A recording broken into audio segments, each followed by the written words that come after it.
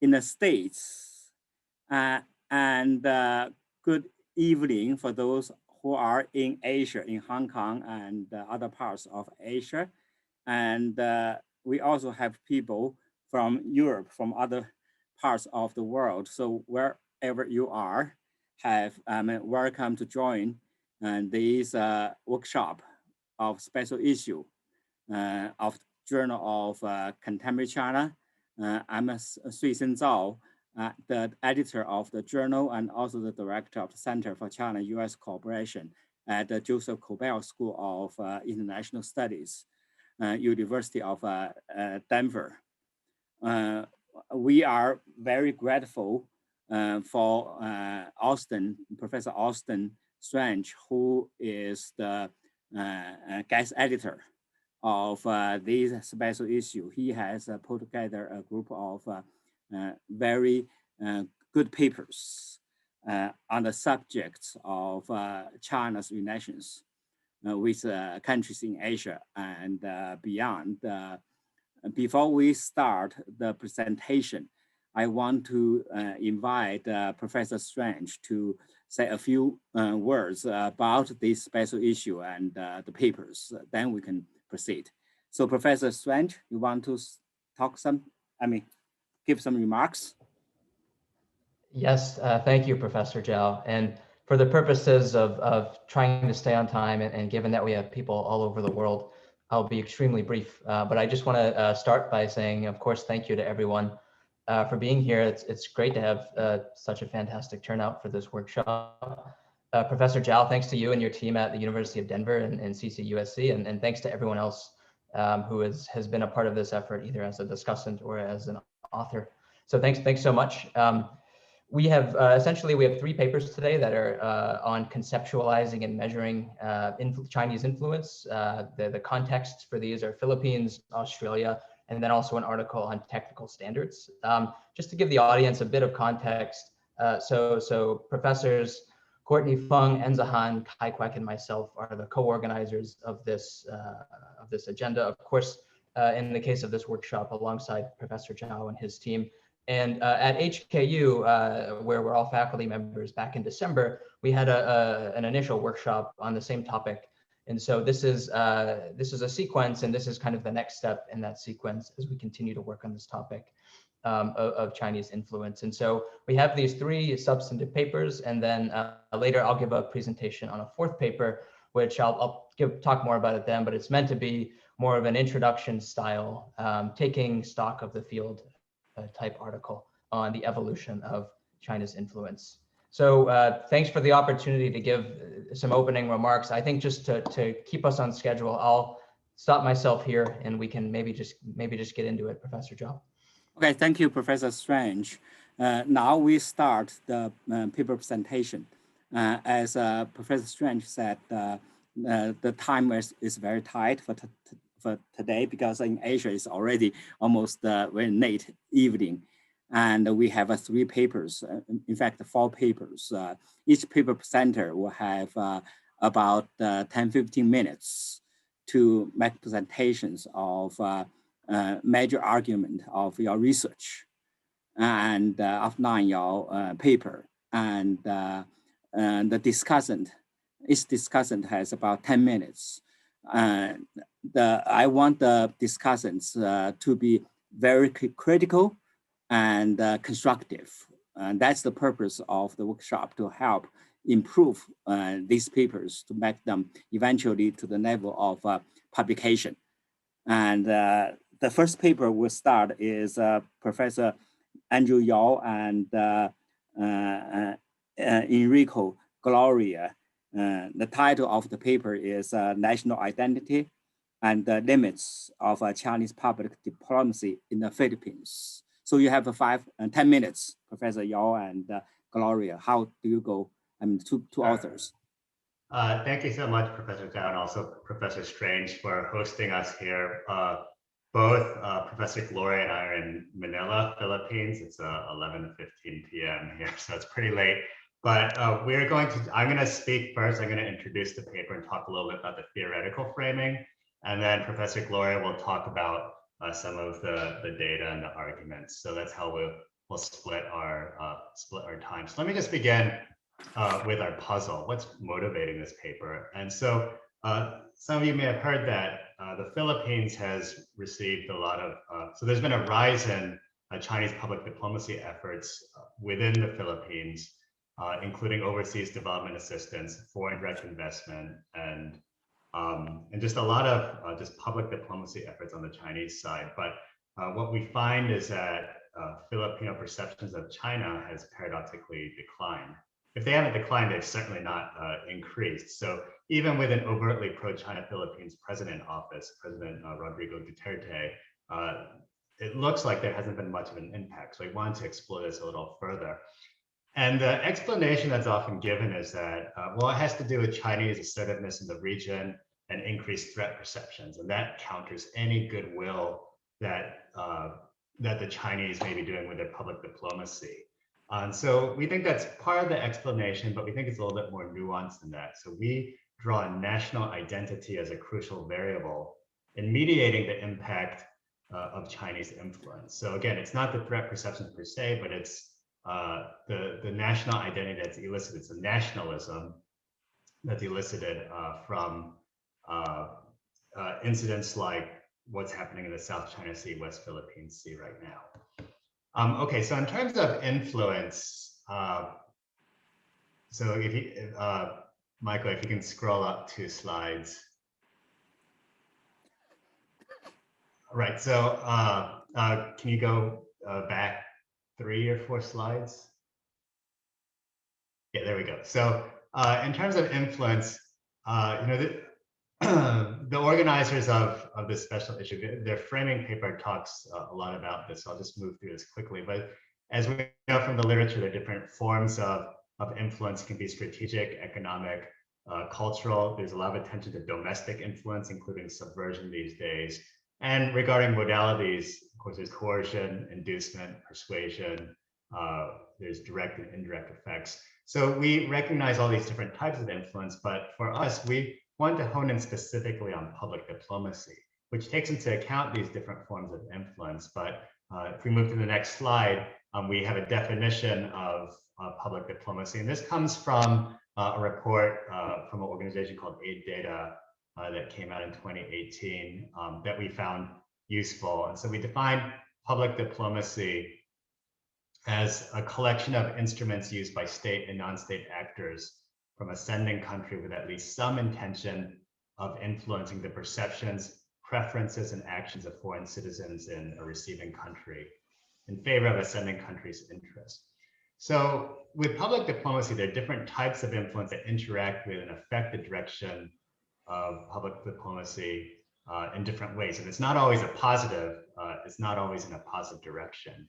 But we wanted to look specifically at public diplomacy because we recognize that there's been a rapid expansion of Chinese public diplomacy efforts in the Indo-Pacific region in recent years. And so it warrants a closer look at public diplomacy on its own merits. So not just influence per se, but the specific dimension of public diplomacy is what we're looking at. And in terms of strategies, again, this there's a lot of literature on this, but there's informational cultural diplomacy. So these are the push strategies which come, so from Beijing outward, there are activities like radio, television, and print media, where you know the Chinese are posting, they have their own radio programs, they're posting a lot of ads. There's also the establishment of cultural centers and educational programs that have popped up in the Philippines. And in terms of the push-pull strategies, you know, things like exchange activities, study tours, exchanges among featured leaders and educators. There's also financial diplomacy in the form of overseas development assistance, foreign investment, and also humanitarian aid programs. And there's also you know, what we might call elite diplomacy, cultivating personal relationships between government and military officials. I think when Xi Jinping came to Manila once, everyone got handed, and the legislator got handed a copy of his book. So those are the forms of different types of public diplomacy.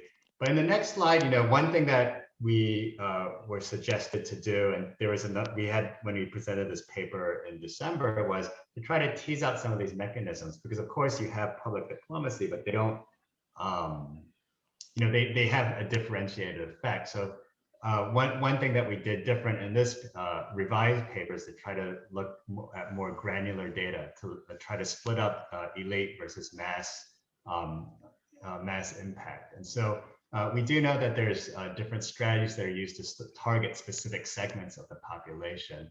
But again, for us, our interest is really with the masses, with the mass perception and how that's changed. So I'm going to turn it over to Professor Gloria now, who's going to talk about some of the data that we looked at in terms of public diplomacy efforts and the impact that nationalism has had.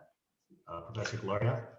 Yeah, so for this part, we will be presenting specific evidences and scenarios of increasing Chinese diplomacy efforts in the country in these areas. So for China's informational diplomacy, this was particularly intensified and further institutionalized as different mainstream local newspaper outlets have dedicated space and regularly produced news articles and commentaries published by Xinhua or the Ministry of Foreign Affairs. Likewise, national radio and TV programs have also started hosting content produced by Xinhua and Confucius Institutes in the country. And when it comes to China's cultural and exchange diplomacy, recipients of the Chinese government scholarships substantially increased, as well as the Chinese Ambassador Scholarship Program, which is a local counterpart. Exchanges have also been localized with sister cities hosting their respective exchange programs.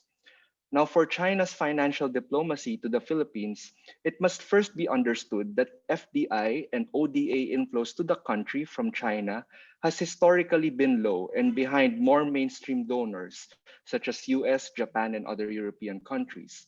However, under President Duterte, there has been considerable improvement in terms of China's overall historical contributions, albeit still behind traditional senders. Now, in terms of its total FDI, the latest data shows that the current total FDI under Duterte is at 345.1 million US dollars. This surpassed the total FDI inflows from the previous Aquino administration by sevenfold. What is more surprising is the amount of recent concessional loans provided to the Philippines under the Duterte administration, which has already substantially surpassed the amount value of all concessional loans for both Arroyo and Aquino administrations, both collectively spanning a total of 15 years. Now, in terms of high-level or elite-to-elite diplomacy, President Duterte's government has been particularly productive in this end, having already conducted 5 high-level visits to China versus only 2 from the previous administration. These visits have been able to secure 75 government-to-government agreements in a variety of areas. But are there any visible effects in Filipino mass perceptions of China given this upsurge in Chinese public diplomacy efforts? While it is fair to assume that financial and elite level diplomacy may have some effect in winning local elite and government positions, the same cannot be said for the average Filipino. This graph shows the overall net trust ratings of Filipinos towards China as released by the social weather stations. So there's no significant improvement, as you can see here, compared to previous administrations. In fact, the lowest trust ratings has also been observed under the current administration. But to check whether trust towards China differed across socioeconomic classes, given that certain forms of diplomacy are targeted towards the elite rather than the masses, we have here the disaggregated data based on socioeconomic classes. Class ABC, or collectively high-income Filipinos, which make up about 10% of the entire population, registered the biggest jump in average trust ratings from the Aquino to the Duterte administration. So under the previous administration, this ABC class have maintained the lowest level of trust. Yet this has significantly improved under the current administration compared to the increases registered by classes D and E. While there is a very minimal improvement in overall net trust ratings, as shown in the previous slide, Disaggregating it further as presented here would show that substantial increases in trust registered by high-income Filipinos seem to be driving the very minimal increases in overall trust ratings. But why has China's upsurge in public diplomacy not having the significant positive impact in the perceptions of Filipino masses?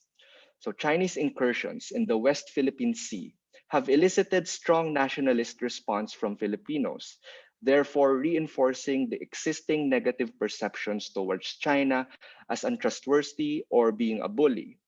National identity, where strong sense of ownership towards the West Philippine Sea is an integral part, ultimately undermines China's influence.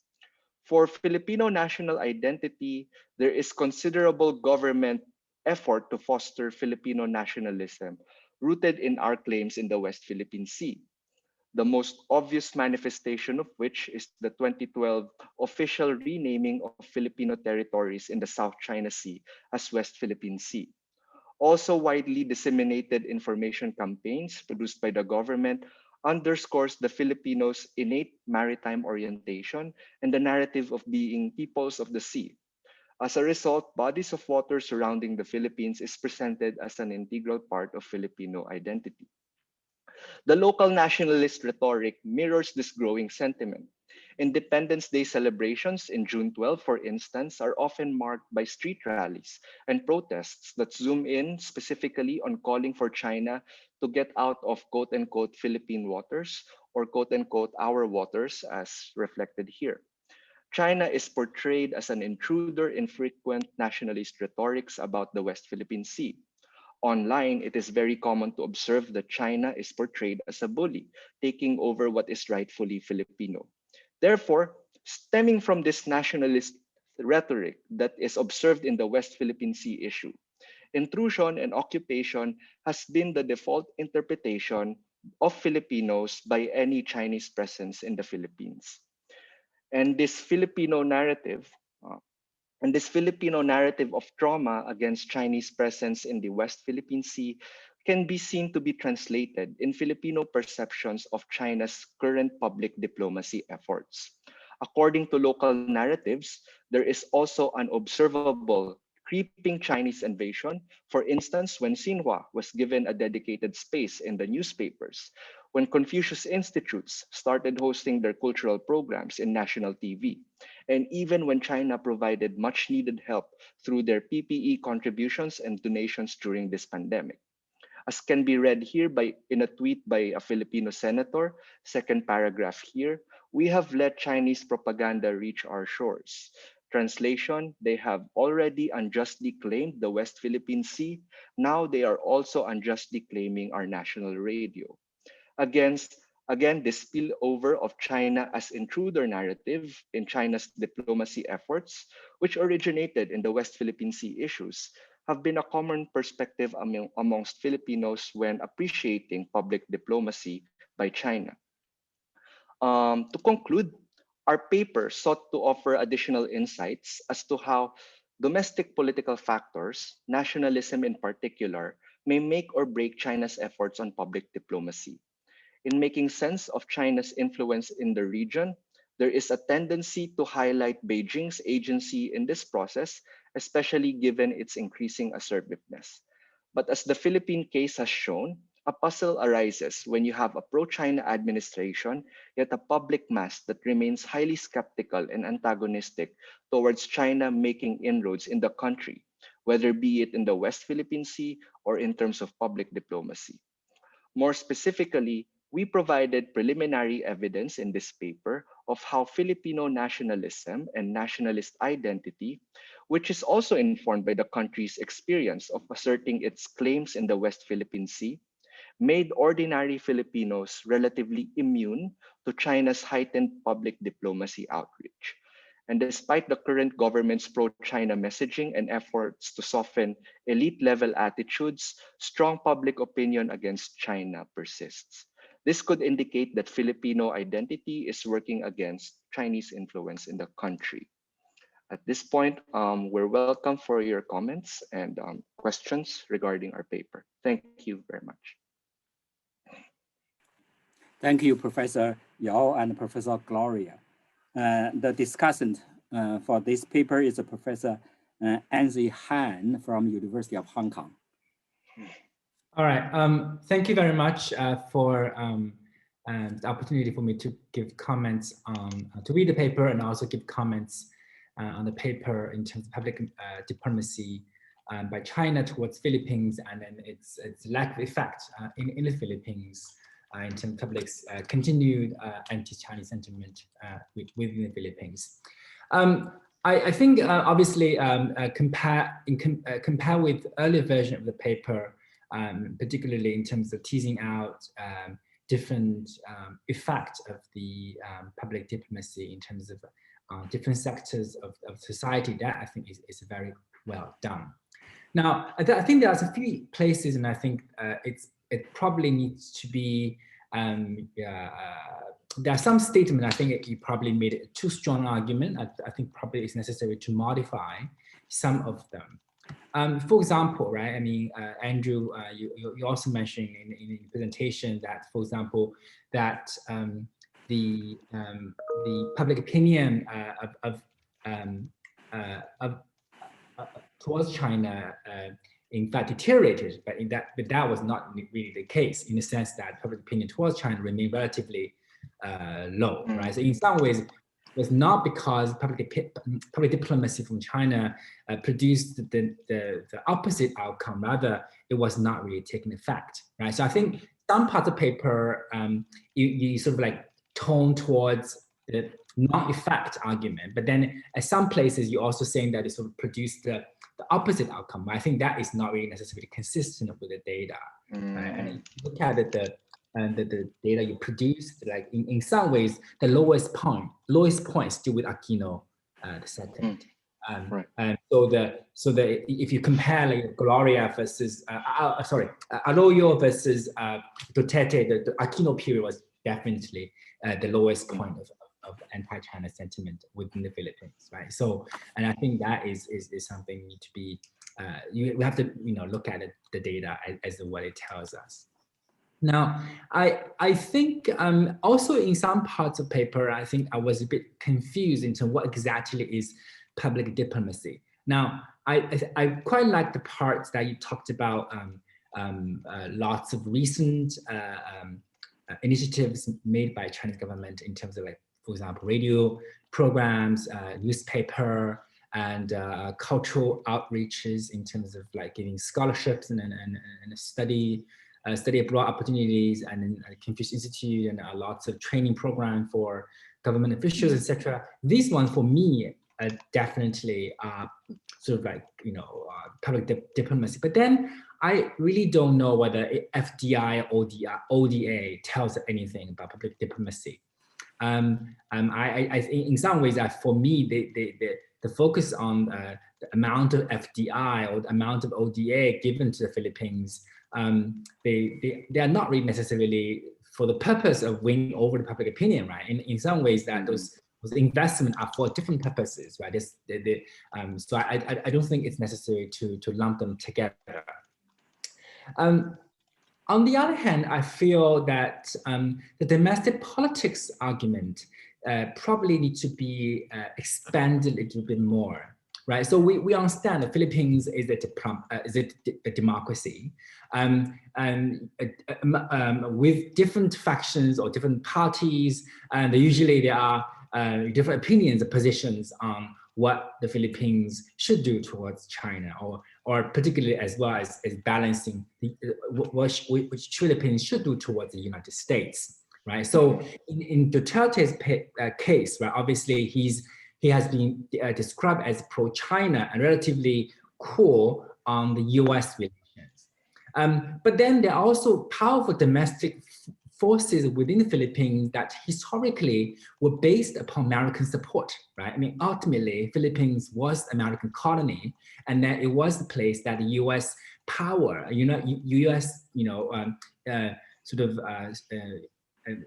Philippines remain one of the two treaty allies of the U.S. In Southeast Asia. So there is a tremendous amount of forces that are pro-Americans in the Philippines. Right. So who are these forces? right? Who are these, which political party do they represent? Particularly in the Senate, who are these people, for example, who are against Duterte? So obviously, these people are most likely going to use Duterte's pro-China stance to tarnish his reputation, right? To mobilize their bases sort of for this anti-China ticket, right? So that for me is so far as the current version paper has not really touched as much. You mentioned a bit somewhere like, that the former judge or some Senate, but then I want to see more details in terms of the domestic political dynamic, right? For example, the ones that previously voted for like Aquino, and then right now the Duterte, and there are definitely different factions, right, within Filipino politics. So I think that is the dimension of domestic political competition that has not really. There need to be more detail on how that political dynamic, in some ways, push forward either the anti-China sentiment or basic efforts to sabotage Duterte's power, popularity within the country, right? So I think that is something that we need to you need to expand a bit more. I also feel like on page number 6, you talk about like public diplomacy and external propaganda, right? So for me, there are, so I think there is some, in my own reading of it, I think there is a little bit confusion of like public diplomacy here. For me, like 民间外交 makes sense. Basically, you talk about people-to-people relations, and including public opinion of China in other parts of the world. But then 对外宣传, to me, that's not necessarily public diplomacy. That has a longer tradition in terms of, Cold War period. You have tremendous amount of external propaganda, targeting, in the Philippines case, actually, looking at, supporting communism in the region, and then also, so that I think that is, in some way, that's not factually accurate in the sense that, that there were definitely lots of propaganda targeting the Philippines during the Cold War, even earlier. Also, I think that the current point in terms of the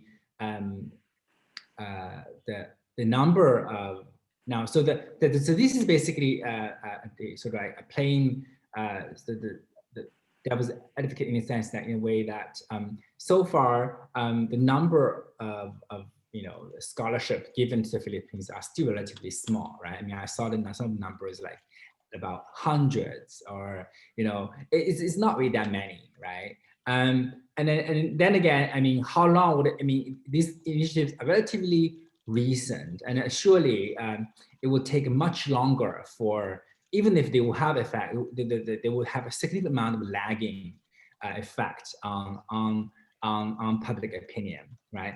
But then again, I looked at some of your efforts. You sort of like some of the I mean, I think, okay, as now understand, basically, like, some of the focus is on elite diplomacy, and indeed they produce some of the effect you detected in the different sectors of society. I think that's quite neat. But still, like, I feel like many of those efforts to create scholarship or etc., they are relatively recent initiatives, right? So in some ways, they even if they have effect, they probably will take much longer to show up, right? So in some ways, like nationalism, anti-foreign, anti-China sentiment, that is in some ways is going to be much more sticky to stay in the longer term in that direction. And then even the public diplomacy is going to have effect is probably also going to be relatively long term. So in some ways, right now, like only after 2 or 3 years, and look at what people think about China, probably is a bit too premature.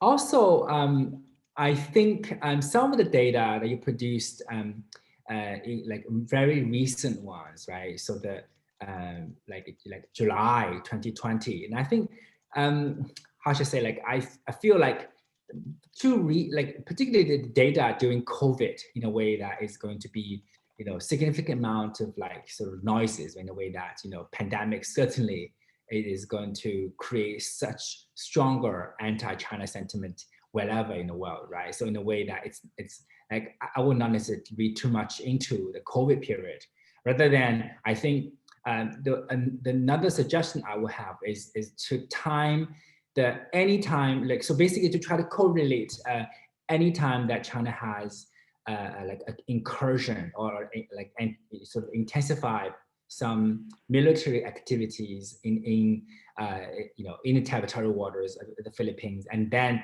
try to tie together public opinion changes with that. So that means that when you look at data, probably I mean, I don't know what is possible, is to probably try to associate these different points of a variation on the plot on your graph, into whether there's any sort of close association between military activities and negative perceptions towards China. And then also I feel you, at some point you actually mentioned that try to be brief now. Time is okay. All right. Yeah. Okay. So in that case, now I'll just stop then, because some of other points are relatively minor. So I'll stop here. Thank you. Okay. Thank you. And Andrew and Gloria, can you take off the PowerPoint? In that way, we can see everyone. Okay. Thank you. And now, let me take my position as the moderator to make some comments, and also from the editor's perspective. I think the research on the public diplomacy of China in the Philippines is a very interesting research, and your argument, I think, is clear here. But I have some questions and also some problems with this paper here. The public diplomacy is not quite well defined here, because the Chinese diplomacies taught the Philippines or other countries, basically there are three. One is a coercive diplomacy. The other is economic diplomacy. Then is a public diplomacy. So here seems to me that you have put the economic diplomacy and the public diplomacy together into the concept of public diplomacy. In fact, for me, and also I think for many readers, they will be more interested to see how the public diplomacy in your definition here is studied in the context of China's overall diplomacies here, and how they use simultaneously of the coercive pressures and economic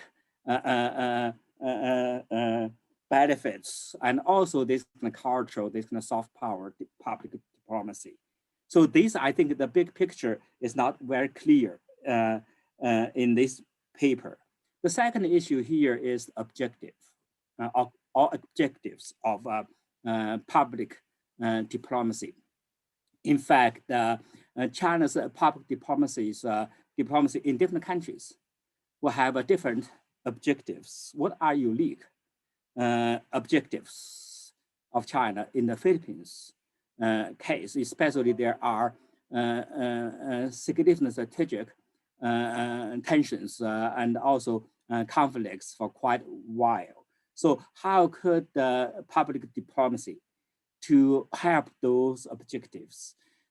China's public diplomacy in many other countries, in the US and the developed countries, are just telling so-called China story, to help them to understand China, so-called objectively, basically more positively.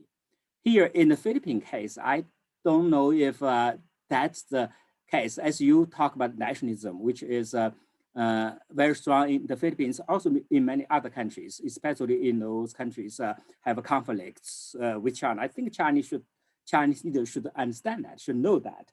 And in that context, what kind of specific objectives China has tried to accomplish. I see the chart you have talk about influence targeted countries, public perception of China, and policy alignment and norms, values. Those are very general to every country.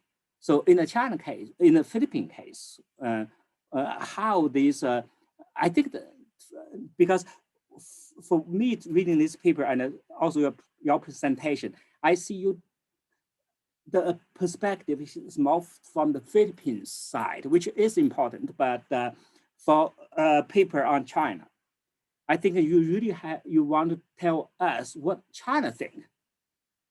Does China understand the strong nationalistic or national identity issue in the Philippines? All those issues.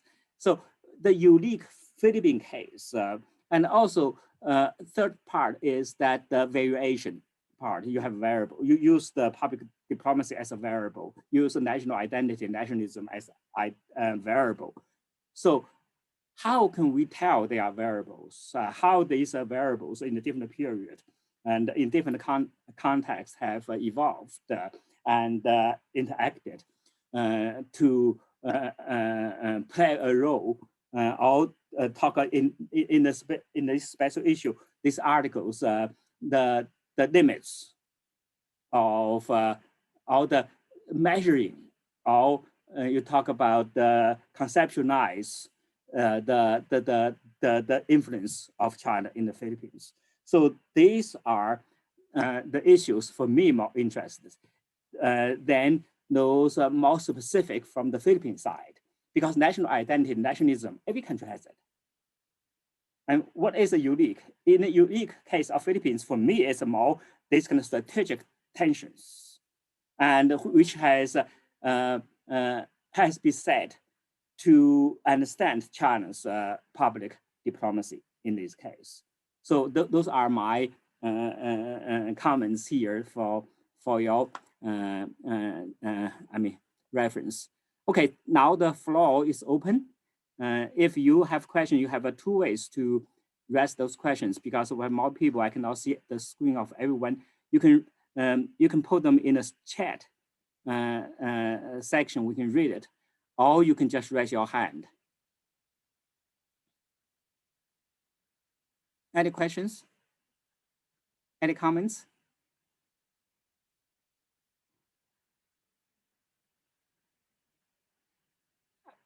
I really want those panelists, those other paper presenters and the discussants could jump in to raise questions, to make comments, to provide constructive criticism. Yeah, Professor Zhao, put my hand up. Okay, hi, Andrew. Hi, nice to virtually meet you. 久仰大名. So my question was partly covered in Enza Han's comments, but I'm wondering to what extent we could, and of course Enza was right to note that China's image didn't noticeably decline in this period in question. It sort of stayed the same, but counterfactually, we would expect it to have improved if there wasn't some countervailing effect, which the paper seems to mainly attribute to nationalism. But to what extent can we attribute it to the mobilization of opposition around anti-China themes? Basically, Duterte is is in my understanding, I'm not an expert on the Philippines, but in my understanding, Duterte is resolutely popular with China, with his pro-China stances more or less being one of his principal political weaknesses.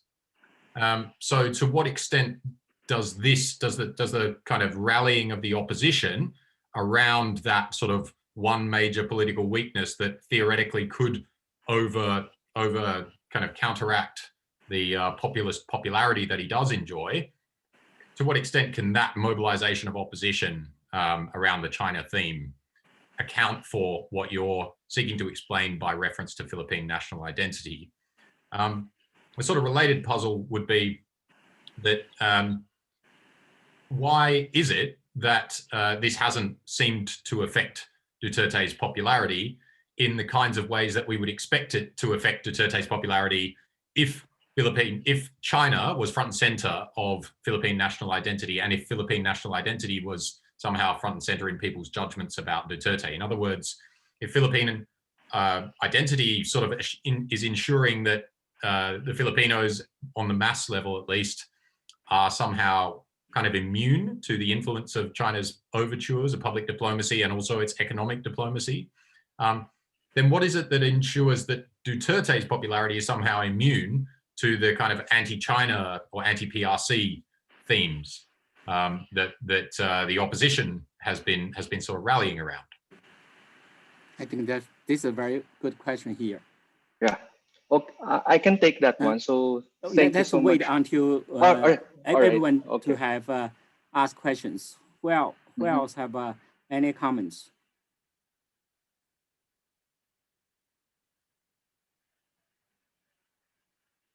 Indeed, that question I think is also my own question, the variation here. Why Aquino used that nationalist pressures against China, and also Duterte could survive this so far. So is that from the Philippine side issues or the China side, the diplomacy changes or whatever? Okay, so let's see if there is any other question.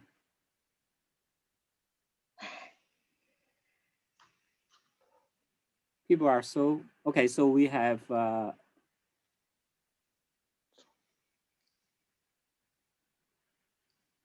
okay, so let's move on because of the time constraint. Let's give the paper presenters a few minutes, couple minutes to respond to these questions.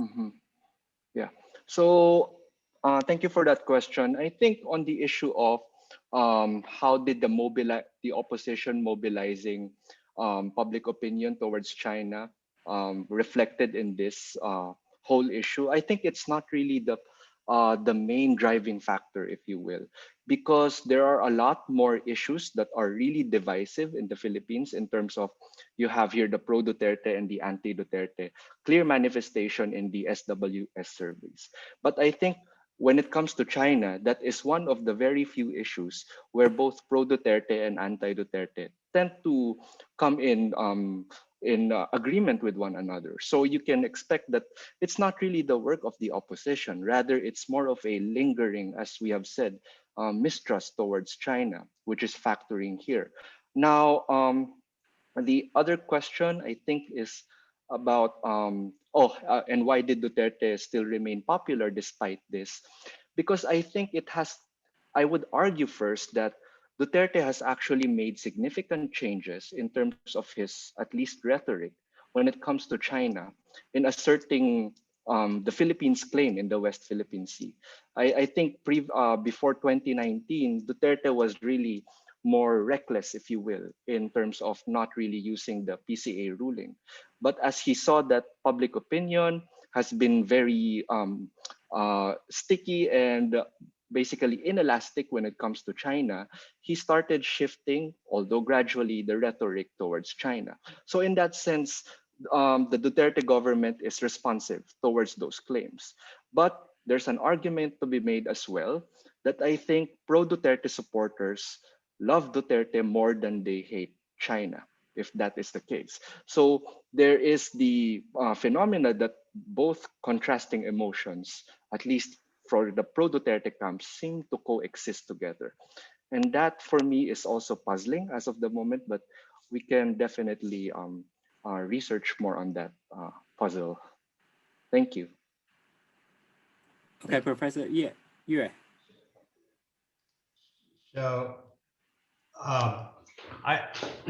these were all really a terrific set of comments. I did notice a common theme, though, between your comments, Professor Zhao, and also Professor Han's comment is about the public diplomacy definition of the framing. And I think we kind of get it now that we conflated perhaps the financial diplomacy or economic diplomacy with public diplomacy. And it actually makes our life easier if we could just have a more narrow definition of public diplomacy and even pull out the data. It gives us more space I think we're already over the word count for JCC. So that's something you need to fix. But I did want to say something more about the domestic politics of the China threat or the anti-China perception in the Philippines. And I also had the same question too. So I'm not Filipino, and when I first came here, I was like, why are people, Duterte's popularity is 80%, but then a lot of people are really anti-China. So that's the one question that's really puzzling. But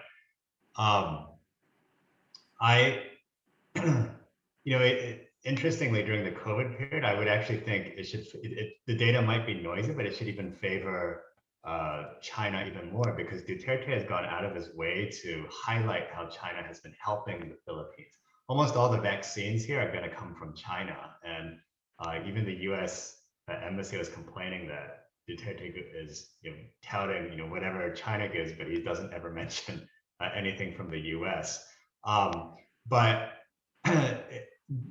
periodically, I think Filipinos do press Duterte about his pro-China stance. He's not doing enough to defend the West Philippine Sea, the South China Sea. So he's managed to kind of deflect that criticism, and I think because the bureaucracies, Foreign Affairs, Department of Defense, Department of National Defense, and also many of the Filipino elites, the military, they're all very pro-US. So I think they can somehow dismiss what Duterte's sentiments are. They say, well, this is Duterte, but the rest of the country is concerned about China. But lately, I think in the last month, I think this is an interesting development.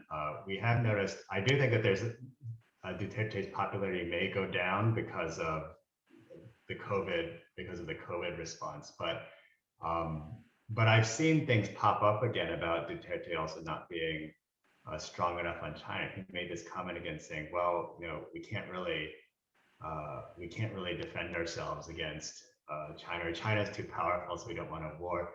But Duterte goes back and forth here. So I don't know, it's hard to make any sort of predictions, but the point is well taken, that I think we have to probe the domestic politics about how different factions are using the China card.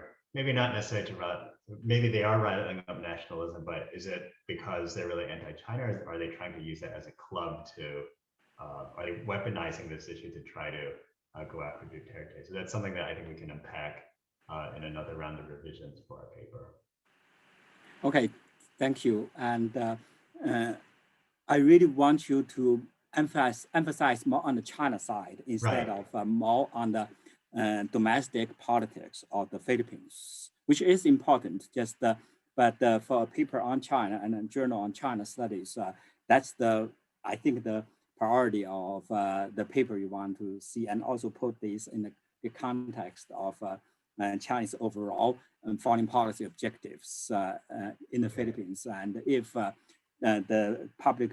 What is the position of the public diplomacy in overall Chinese diplomacy, and how, if and how they have tried to accomplish their objectives? So I think those are what I would want you to do as editor. Okay, so we are over time, 7 minutes over time, but it's okay because we started late. So I think we can catch up for sure. The next presenter of paper is Dr. Tim Ruhlik from Swedish Institute of Foreign Relations in Stockholm. And the topic of the paper is the Chinese influence through technical standardization power. I think this should be very interesting paper. They set agenda, standard. Okay, Professor Ruhlik. Thank you so much. Yeah, I apologize. My last name is very difficult to pronounce for international audience. We just even not one try. Yeah, well, just stick with Tim. So that's fine, Professor Zhao. Thank you so much for the very kind invitation of you, of the special issue editors. I'm very glad to be here. As you mentioned, I'm working for the Swedish Institute of International Affairs. We are a research conducting institute, of course, but more sort of in the policy realm. So it's a great pleasure actually to be in finally getting back to a more academic, rigorous academic context. So I'm really curious to hear what all of you think about my paper. I'll try to share my screen here so that you can also see my presentation.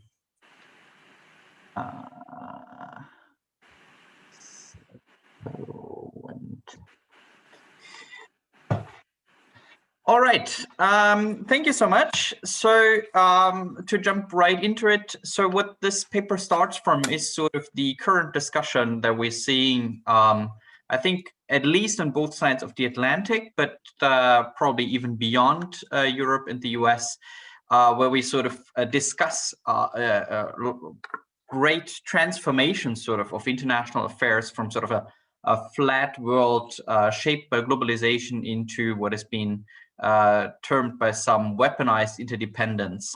And in this context, I think sort of what brings that development all about are sort of the intersections of two developments that come at the very same time. First, of course, this fourth industrial revolution with digital technologies penetrating societies and economies. And then the second with the rise of China and sort of a power shift and that sort of overlapping and interacting. And I think here sort of what we see is a growing discussion, a growing controversial discussion, where I would also say growing fear in the West. The technological leadership could turn to China, that countries around the globe depend technologically on China. And what is sort of discussed here is the exclusion from technologies, so export controls, for example, and questions of technological decoupling from China. Now, in this discussion, there's many experts in sort of both the policy world, but also from academia to some extent, and practitioners who consider technical standardization a core part, or at least an integral arena of this growing, emerging technological rivalry. And in this paper, I argue that this is indeed the case. I agree. But at the same time, the inclusion of technical standardization is quite counterintuitive to a practitioner if you look at it in the first place. And I think it requires some explanation how precisely technical standardization is indeed part of this development. Why is it counterintuitive? Well, first, technical standards are indeed omnipresent. They are voluntary product specifications. So think of Wi-Fi, think of USB, but you can also just think of non-digital aspects of a screwdriver or of the format of a paper. All these are technical standards. And we have them to create interoperability so that, for example, you can use your paper in all types of copy machines or printers, or that you can use Wi-Fi, that you can connect to Wi-Fi around the globe in other countries, that it doesn't matter what kind of device you have, what kind of laptop you have, that you always can plug in USB, etc., etc. So they are omnipresent, they're interoperable, you can use them around the globe across manufacturers, and that they also provide some basic safety. So the importance, sort of their practical importance may be beyond doubt, but I think it's not quite intuitive to anyone, to everyone, like what precisely is so political about it. So I think if one makes the claim that technical standards are such a core component of that emerging technological rivalry, I think that bears the question, how precisely are these very technical specifications, how are they political? The second thing why it's counterintuitive to talk of technical standards in this context is that technological standards, they spread technology. So a good technical standard is applied globally. So you can use the same type of technology in Japan, in the US, in China, in Germany. And sort of the logic that we are discussing a lot, sort of think of export controls, is sort of rather an exclusion, one to exclude the competitor, the potential adversary. So why the hell talk about technical standards in that context if technical standards follow an inclusive rather than exclusive logic? And there it would maybe make sense to talk about patents, but why technical standards? And then the third question, why it may be counterintuitive, is that technical standards are developed by SDOs, by technical standard developing organizations. And I mean, there is a huge literature about some form of state involvement, but primarily these SDOs are private. So private industry is forming standard developing organizations. Also, if you think of it in practical terms, I mean, if you specify the USB technical standard, you need someone who understands the USB technology. You don't need a ministry official to tell, well, I like this name more than another. You need to understand the technology behind it. So the question then, of course, is how are technical standards that are developed then by consensus by private industry and SDOs, how are they actually fostering state competition? How can they be used for this competition? And I think if you look at sort of the discussion around technical standards in this environment of the emerging technological rivalry between the US and China, you find three underlying claims that are normally not substantiated, or at least only partly substantiated. The first is that China's ability to shape international technical standards is growing. The second is that this increasing ability actually expands influence that goes beyond just technical standards. Of course, if you have a greater say there, then you have more influence on standards. But is that relating to anything else beyond technical standards? And third and finally, the third claim is that the growing Chinese footprint in international technical standardization is not just a source of influence for Chinese companies that are involved in those SDOs, in the standard developing organizations, but that this development empowers actually the party state. So it's a state affair.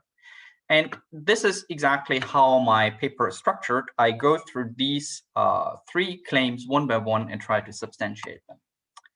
Let's look at the first one. Well, there's plenty of methods, and it's quite complex to measure how we can determine whether an actor has quite substantial impact on the setting of the establishment of international technical standards. I propose 7, or I pick up from sort of the literature that selectively applies them, that relates to leadership positions in international standard developing organizations. There's technical leadership positions in like technical committees and subcommittees. A third measure is then the participation in these committees, so not leadership, but just participation. A fourth is the contribution to those in those committees. A fifth is patent declarations of standard essentiality. So plenty of standards are actually congruent with patents. So one can dive into that. A sixth one is the perception of participants in SDOs. I think that some can be sort of quantitatively measured, but there's always also an angle, sort of how important is a certain contribution, and that I think is to some extent a matter of perception as well, or that's how you can maybe grasp that angle. And then there's also technical standardization outside of established institutions. And that there are two vehicles that China is particularly using, or well, one is already in use, is the Belt and Road Initiative, and then there's also the recently concluded FDA, which in Asia that has sort of some standardization angle that I briefly discussed. What I show is that though to different extent, China's footprint in international technical standardization is indeed increasing across all these 7 measures. So I think I can show sort of the advantages and all of these 7 have advantages and disadvantages to sort of measure that. But I think I can show us that sort of the overall picture is it's confirmed that China's footprint, that China's ability to shape international technical standardization is indeed increasing.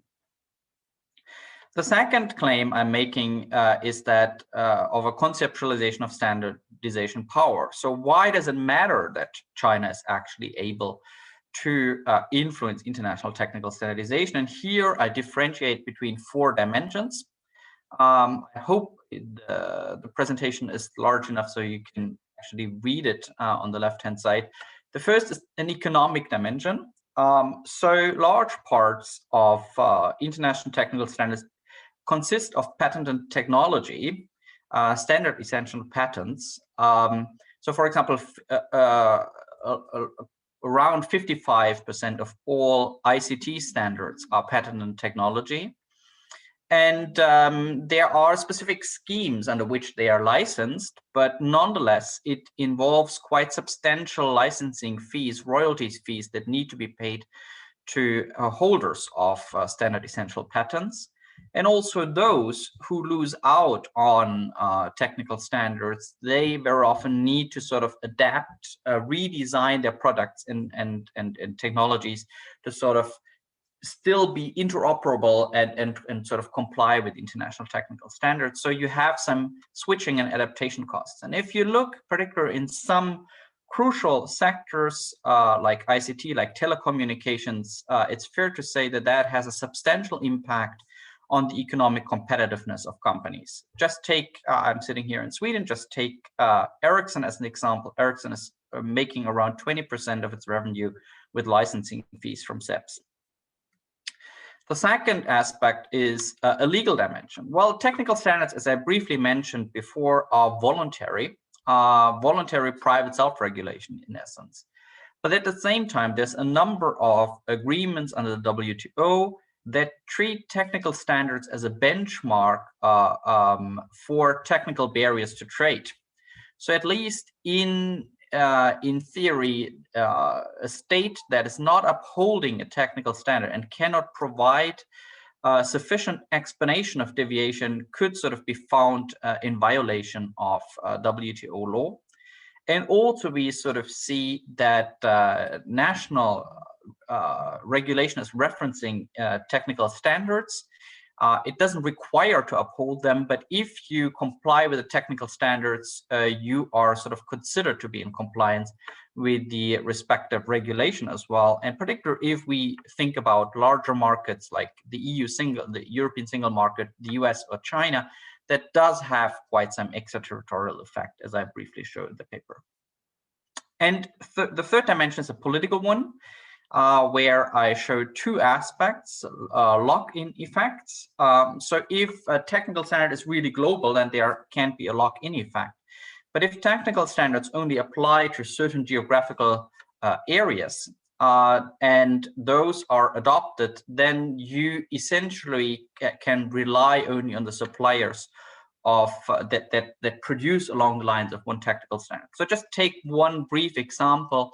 For example, if there are railway standards that are developed as part of the Belt and Road Initiative, and third countries, Belt and Road countries, adopt Chinese railway technical standards, then they cannot go to European suppliers to maintain or further build out their railways, or to US suppliers, because they produce along US or European standards and not along Chinese standards. So if there's not a one global standard, there can be cases where you actually need to buy into one set of standards, and then you rely entirely on the products for the build out and the maintenance of that particular supplier. And if that is on critical infrastructure, then I think that can come with political costs. So you can consider, do I really want to go against the core interests of the US or China or whoever, if my entire sort of critical infrastructure relies on that state? Another aspect can be cybersecurity, but I think I'm gonna jump over that a bit due to time constraints. The basic argument is here that if you set a standard, if your standard proposal has come through, that you know the technology better, and if it's globally applied, you also know the pitfalls and the vulnerabilities. So you may use sort of your advanced knowledge for cybersecurity or for cybersecurity threats to others. And fourth and finally, there's an ideational dimension. So once you have set a technical standard, it's normally considered to stay. Technical standards are not value free. They can carry ethical, political, societal values. Again, I give a very brief example here.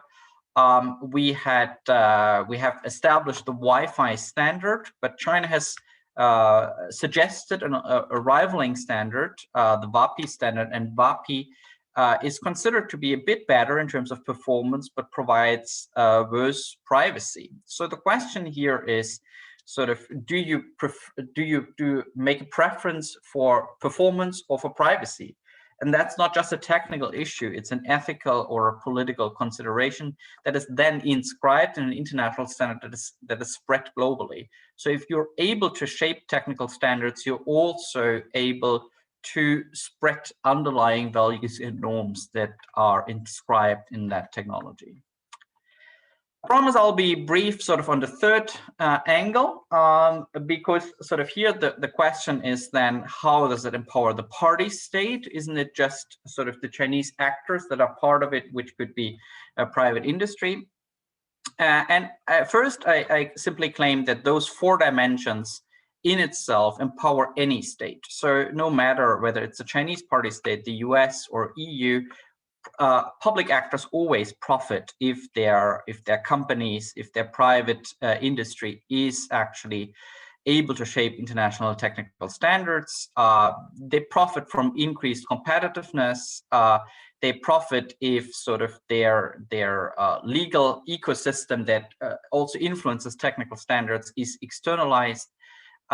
They can profit from the lock-in effects, as I've just mentioned, with regard to railway, and they can and of course also the externalization of societal values underlying, for example, Chinese innovation is also to their benefit. I mean, maybe a technology is developed by a Chinese company. There's no order from the Chinese state to inscribe a certain value in it, but it has simply emerged from a Chinese context that is, of course, shaped by the societal conditions of China, and then that technology is by means of standards sort of globalized, and that of course is also spreading societal values that are inscribed in sort of the ecosystem that is shaped by the party state sort of indirectly.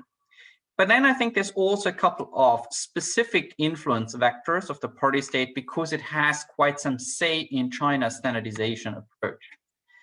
The first is, and here I start sort of from the right-hand side, that the institutional structure of the Standards Administration of China is representing China in international SDOs like the International Standardization Organization is very different from what we see in the West. It is part of a state ministry in China, while the SDOs from Western countries are, as I mentioned before, composed of private industry. So the central organization in China is already a state institution and not private industry. That is to start with.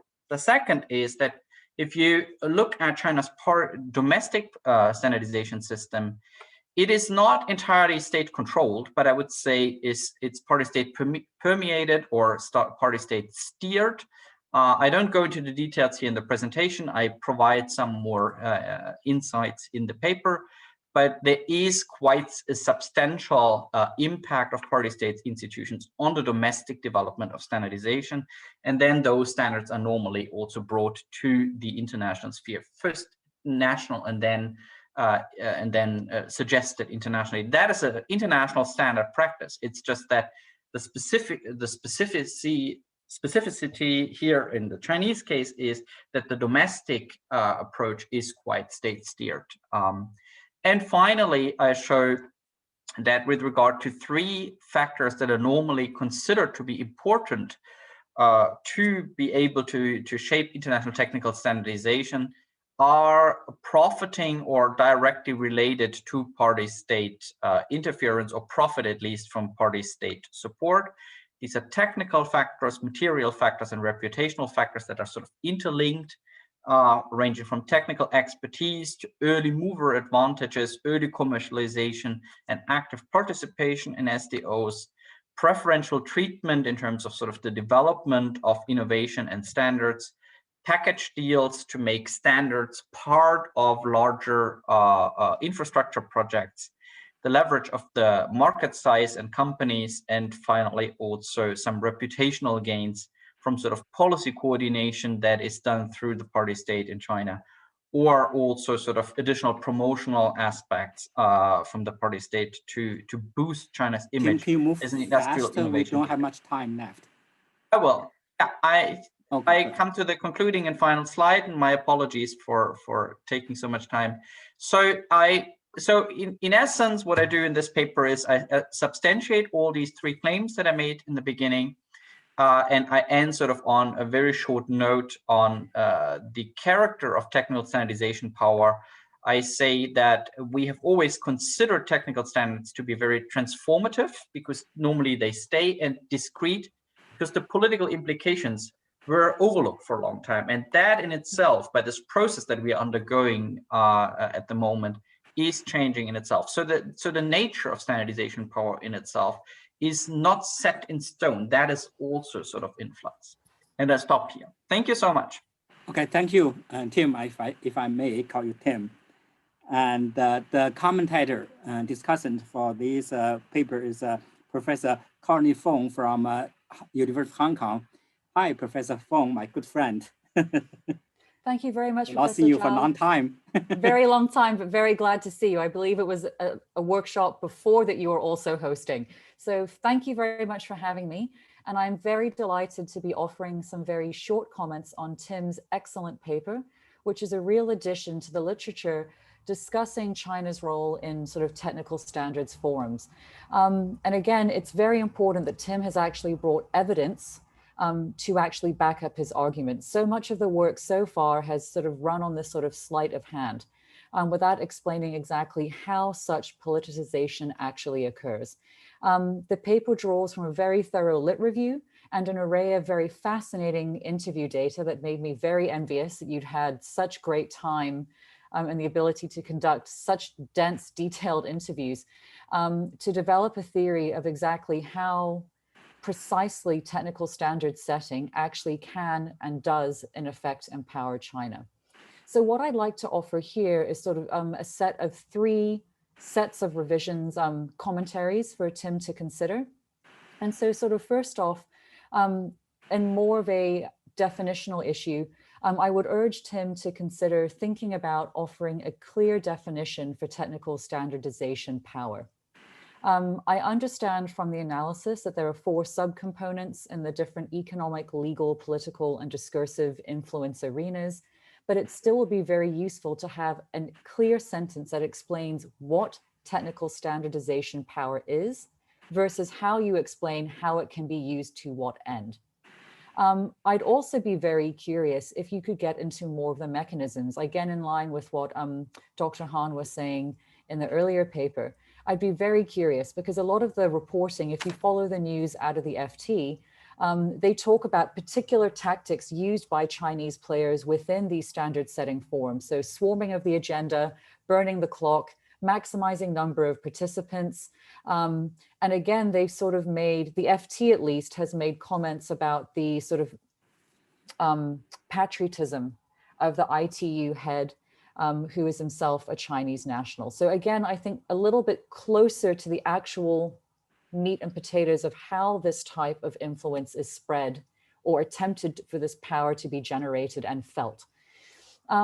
So moving on to the second set of comments, and I know Tim and I have had some exchange about this, I would wonder if there is some need to try and put forward the background about China's standard setting bureaucracies earlier in the paper, at the same time also dealing with the so what question much more explicitly. It's implicit in the paper that there is a Chinese approach to 5G standards and a more Western approach. And I wonder if it's better to make this explicit. Again, it's talked about towards the latter half of the paper, this discussion about privacy versus efficiency in the different types of Wi-Fi settings and standards offered by competing standard organizations, representatives. So again, if this could be brought forward, it might make it clearer to the reader about why, as you've gone to great stakes to explain to us how these are sort of collective global goods, how they could be perceived as, quote, dangerous or even competitive. And so I think, again, I wasn't sure, again, if there should be more offered in terms of giving this clear theoretical discussion regarding standards as the first section of the paper. And again, that gives you more of a background for why this has now been so politicized. And then my last set of comments, which I'll break into three. The current first section of the paper talks about the growing PRC staff footprint at various SDOs, these standard developing standard setting organizations. And I have sort of three related pushbacks on this particular theme. I do think you have to situate the reader about why these posts actually matter to begin with. The literature on international civil service staffing understands that national posts matter for influence, but the literature itself cannot fully explain how this influence works or whether postings are simply proxies for other forms of pre-existing power. And I've sent a longer lit review suggestion to Tim already, so I won't exhaust this discussion here. But the point being that even though China has held more executive leadership positions currently than other players within the UN system right now, Canada overall historically has held far more posts than China, yet no one has gone around accusing Canada of having outsized influence. So there is already this discrepancy of sort of taking this data at face value, right? In the way that it's interpreted and understood. And second, so I think that there has to be something here about teasing out and explaining to the reader why bureaucratic footprints are taken as a minimum measure. And you go through extensive detail, which is wonderful, but at least to have that paragraph in there to situate why this should be such a justified metric. My penultimate point, you mentioned that secretariats are supposed to be neutral. I do ask the question about which secretariats are meant to be neutral. Again, a UN body like the ITU is meant to be bound by Article 100 of the UN Charter, which calls for an impartial civil service. But could you really expect the ISO, an independent NGO with ECOSOC consultative status, to be held to the same standard? And again, it's well recognized in the literature on the international civil service that frankly, all international civil servants have two masters at least, those that they are employed by and those that really run them back home. So again, this sort of working through this tension just to give more context for the reader.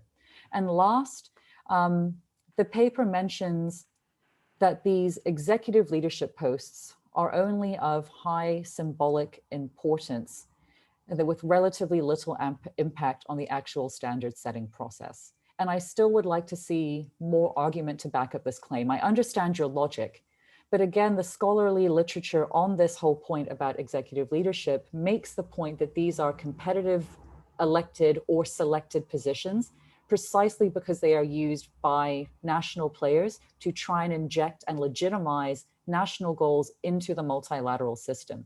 So even if it is purely symbolic, it still serves an actual purpose. And I go through in a longer email with Tim about sort of the practical rationalist account of how these executive leaders matter. I will not exhaust our audience here with that discussion. So my last comment, I really do want to commend Tim on an excellent paper. And I hope, Professor Zhao, that we can move forward with an expedited process on this paper in particular, because it is a real addition to the literature that just tells us that China has this growing influence, but cannot explain to us how, nor give us a clear theoretical account, which Tim really does. So, commending you, Tim, and Professor Zhao, the floor is yours. Thank you.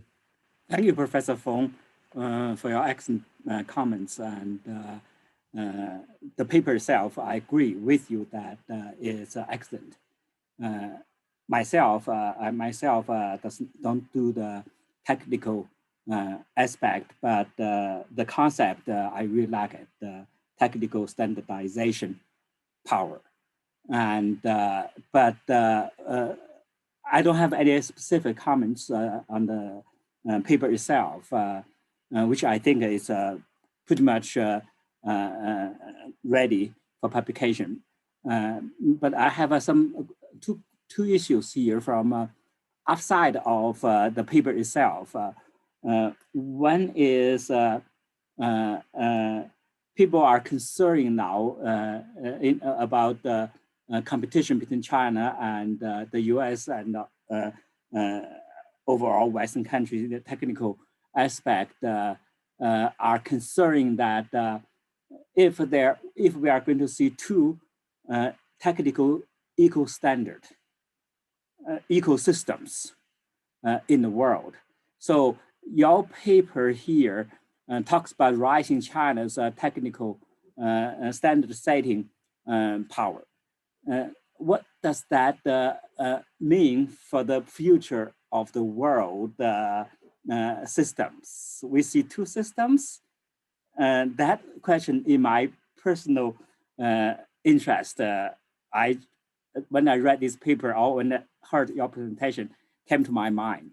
And second, here, how is this power or technical standardization power related to China overall power? That's another issue in my mind for studying Chinese politics, Chinese foreign policy, because people are really wondering what are the implications of China's rise as a big power. Here, in particular, in the technical field, China has gained so much power. So what does that mean for China as an overall power, diplomatically and also domestically? I really like your talk about empower the party state, domestic front. But on the foreign policy front, Xi Jinping has proposed a big power diplomacy, try to show China's wisdom, China's influence, everything. So how this technical power has been united to China's overall power.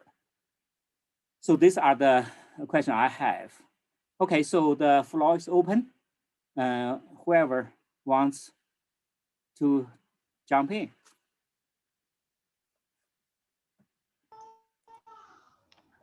I have a question if there are no other hands up. Okay, good. Tim, thanks for a really engaging presentation and for the paper. This question is, I think, is maybe outside the scope of the actual paper, but so feel free to ignore if we're running short on time or anything. This is somewhat related to Professor Zhao's comments as well, but it strikes me that within international relations, this area of kind of technological standard setting, it's one in which perhaps, unlike many other areas of IR where we have a rising China and China is somehow engaging with a pre-existing order that already has an established set of rules and standards and rules of the game. This feels a little bit different, I think, and that's my reading of, I'm not an expert in this area, but that's my reading of some of the literature.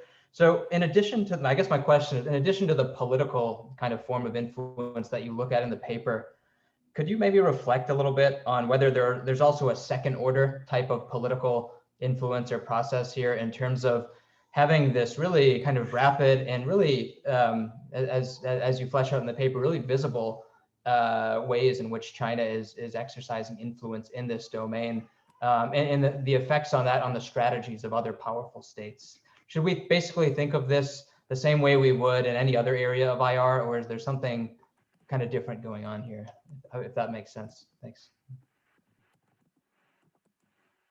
Okay, so where else have any comments? Yeah. Okay, go ahead. Just a similar question actually to what Austin's asked, but perhaps from a slightly different angle. I'm wondering to what extent China's methods of influencing or shaping emerging standards are similar or dissimilar to existing processes of how standards are set and shaped. So basically, is the PRC using existing mechanisms to bring about changes in various orders or sub-orders, to sort of relate it back to what Austin was getting at there, or even sort of to relate it to Professor Zhao's point before about separate or bifurcated world systems. Is China kind of a status quo power in these processes of standard setting? Is it going about it the normal way that states go about shaping standard setting, or is it sort of creating new methods by which standards are set and shaped? I mean, it's kind of it's a pretty simplistic category, but also something that we have to deal with in IR, status quo and revisionist, especially when there's that layer of complexity. We're talking about how states bring about change.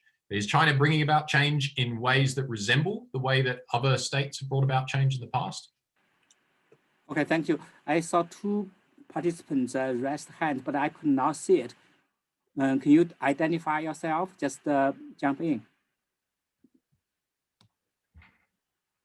Yeah, good morning, Suisheng. Oh. Hi.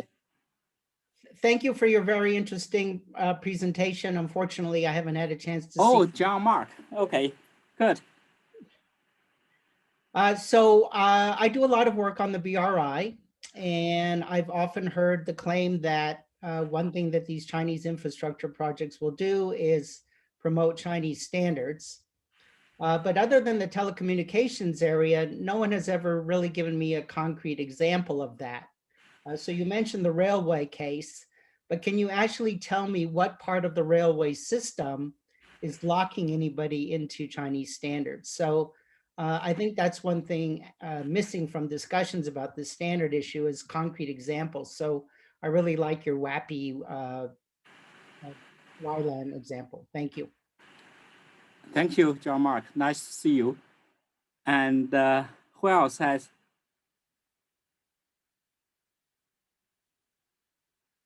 No more people? Okay. Okay, so Li Kuang has a question here. Standard setting is, standard setting bodies are generally made up of technical experts from the private sectors in the West. What about the Chinese case? Okay, so I think we'll stop here for the questions. Now we give 2 minutes to Tim to answer these questions. Well, I would very much like all to thank you all for your questions. I'm not sure I can answer them all in 2 minutes, but maybe you feel very free. You can find my name, and if you email me your concrete question, then I'm also happy to get back to you. So I'm picking and choosing here, but maybe I start with one that has sort of been put in different ways. My feeling, and this is sort of is China's practice sort of very different? Is it bringing change or not? And I'm very happy to hear that question, because actually it's sort of the subject of a related paper that I've recently submitted to a journal, where I make this claim to pick up Andrew's phrasing here between status quo or revisionist. I think it lies somewhere in between there. What I claim there is that what we see is an externalization process of specifics that we see in the Chinese state-steered approach, but that China has sort of in a very first stage very carefully reviewed and learned from Western practices. So I think you can find plenty of aspects from Western standardization practices in China, but then China has sort of adapted them to the specific circumstances of its political economy and of party state of the party state leadership. And now in sort of a third phase, if you like, after learning and then second adapting, now what we see is that China is sort of re-exporting these practices to the international sphere, where I think what you can see is it's not entirely different from what the West does, but there are sort of, it has tweaked those. So in that sense, I think it's not revisionist in a sense, it's entirely new and it's entirely different, but it's also not status quo in the sense that it's just a Chinese actor that's doing this. And that relates maybe to the very last question that was put in the chat as well. Well, the composition of sort of in technical committees within China is normally also coming from private industry. The question is sort of where are those technical committees located? And there I would need to delve a bit into the domestic system, which obviously I don't have time for, but I show in other papers and sort of reference at least in this paper as well, that sort of there is, I would say, maybe party state guidance or sort of an overall control over the overall setting from the party state that has some influence. But I would still argue that it's sort of a combination of private industry that has developed certain technologies that is then sort of developing standards out of these innovation in these party state settings. And that relates probably to what I said before. It's not all entirely different. It's just tweaked. It's a Chinese version of practices that you also know from the West. And I think I leave it here. I think a lot for the comments, and I'll certainly take plenty of those on board when revising the paper. And my apologies that I haven't responded to all the good questions. I'm very grateful. Thank you. Thank you, Tim, for such a wonderful paper and also your responses. Now we move on. We are now almost on schedule, so I feel good now. The next presenter is Dr. Andrew Troop, British Academy postdoctoral fellow in the Department of Politics, Philosophy, Religion at Lancaster University in UK. So, Andrew, the topic of the paper is a securitization of the Chinese influence in Australia. Now it's a hot topic, Australia, China. Thanks, Professor Zhao. Thanks also to the Korbel Center for hosting today, and in particular to Austin, Unza, and Courtney for pushing this project forward, and to everyone in the audience as well for joining us today. I'm looking forward to your questions and comments on this paper. I want to especially thank in advance Kai Kwek as the discussant for wading through this, what's still a draft, very much a draft paper. And it's a paper that takes a bit of a different tack from the others in this workshop, in that the focus is very much on the conceptual side, looking at how the idea of Chinese influence has been constructed and put together from an array of different substantive issues in Australia, and what the consequences of this construction of Chinese influence has been in the Australian context. So I want to start with this long quote. Don't worry, I won't read it all out. I'll just highlight a few key features from it, because it really sets the scene for the process that this paper is describing. Is my screen sharing now? No, we don't see it. Oh, all right. Let's try that again. Oh, wrong desktop. Okay. How about now? Yeah. Okay. So this is Malcolm Turnbull at a press conference in late 2017, announcing a revamp of the national security framework in Australia. And this long quote here, which I won't read out in its entirety, is basically shows a classic example of what the Copenhagen School calls a securitizing move. That is the articulation of an existential threat, highlighted in red here, to something that must be protected. That is, in this case, our way of life and our democracy, and a demand associated with it for extraordinary powers as a result, the most significant reforms to Australia's foreign interference laws in decades. The third and fifth paragraphs of this quote really indicate how wide a range of actors has been involved in the securitizing move. From the security agencies, that's ASIO, the Attorney General's Department, the Prime Minister and his staff and his department, through to the media with their disturbing reports that Turnbull highlighted. And I think most interesting out of all of these, this sort of collection of verbiage from Turnbull on this topic, is this little slip in the last paragraph in how Turnbull describes the source of this extremely urgent and large magnitude security threat. He called it Chinese influence. And this is a term that can not only refer to the PRC, but also can implicate Chinese culture, Chinese migrants, Chinese ethnicity. And the interesting thing here is that Turnbull used this term despite being at pains to say that the threat was actually not from any particular group or any culture, anything describable as Chinese, but rather from foreign governments in general, and not even just from one country. But as we'll see, this term Chinese influence had already become the touchstone of Australia's public discourse on a wide array of extant issues, some of which were security issues, some of which are more in the realm of civil liberties and things like academic freedom. We'll also see how this discourse in Australia of referring to this sort of large collection of issues as Chinese influence has spread to the rest of the English language speaking world as well. So the question that I'm asking in this paper is why and how did Chinese influence emerge as a threat to Australia's national security?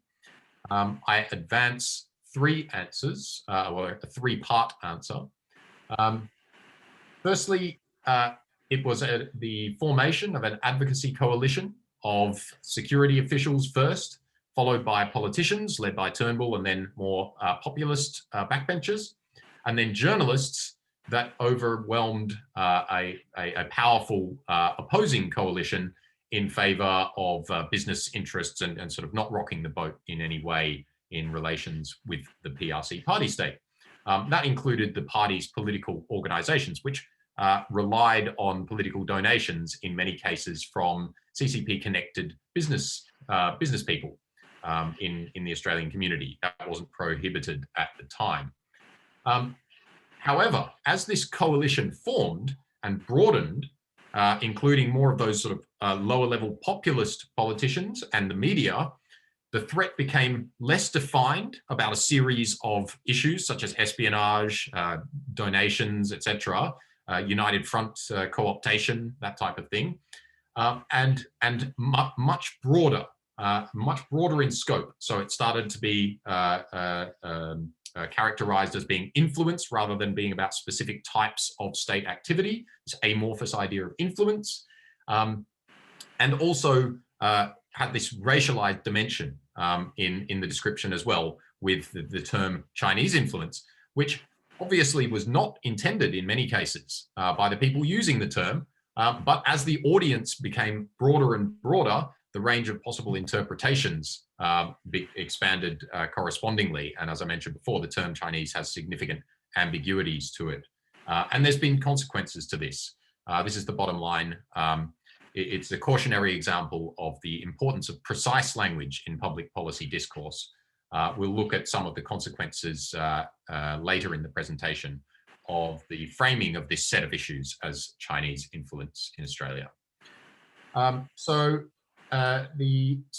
getting a bit of feedback. I don't know, is it possible that everyone can try and mute the microphones? I don't know if it's, maybe it's something with my computer, sorry. Oh, it's gone now, right, great.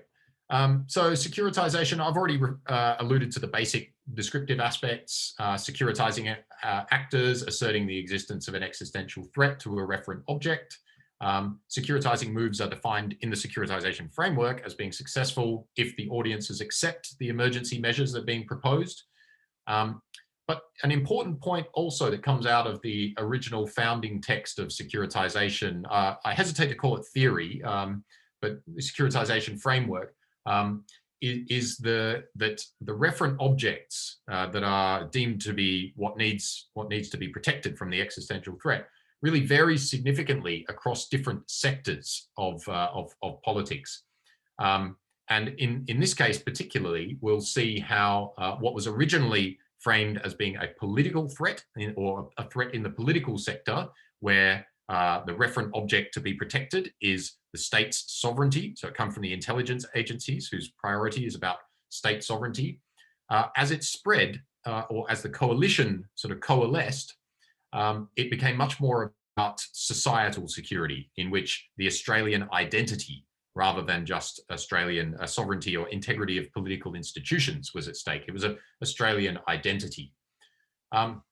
What's useful about the securitization framework, at least as I've used it here, is the way that it focuses on the construction of threats and brackets the question of objective threats. Now, at the same time, we have to be very careful not to fall into the trap of, suggesting that this is purely a construction that's basically the CCP propaganda line, is that there is nothing to see here and this is an invention of these securitizing agents. But as I'll be going into, there's a clear set of real issues that underpin this. What happened here is that the various real issues were put together under a particular label called Chinese influence and securitized under that label with significant consequences. And I situate this paper in a growing literature on the role of media and audiences for securitizing moves. I won't go into too much detail here for time reasons. So just to keep it moving, the problem I found with the securitization framework, and this is why I don't really call it a theory, is that it doesn't seem to have all that much to say about why some securitizing moves succeed and why others don't.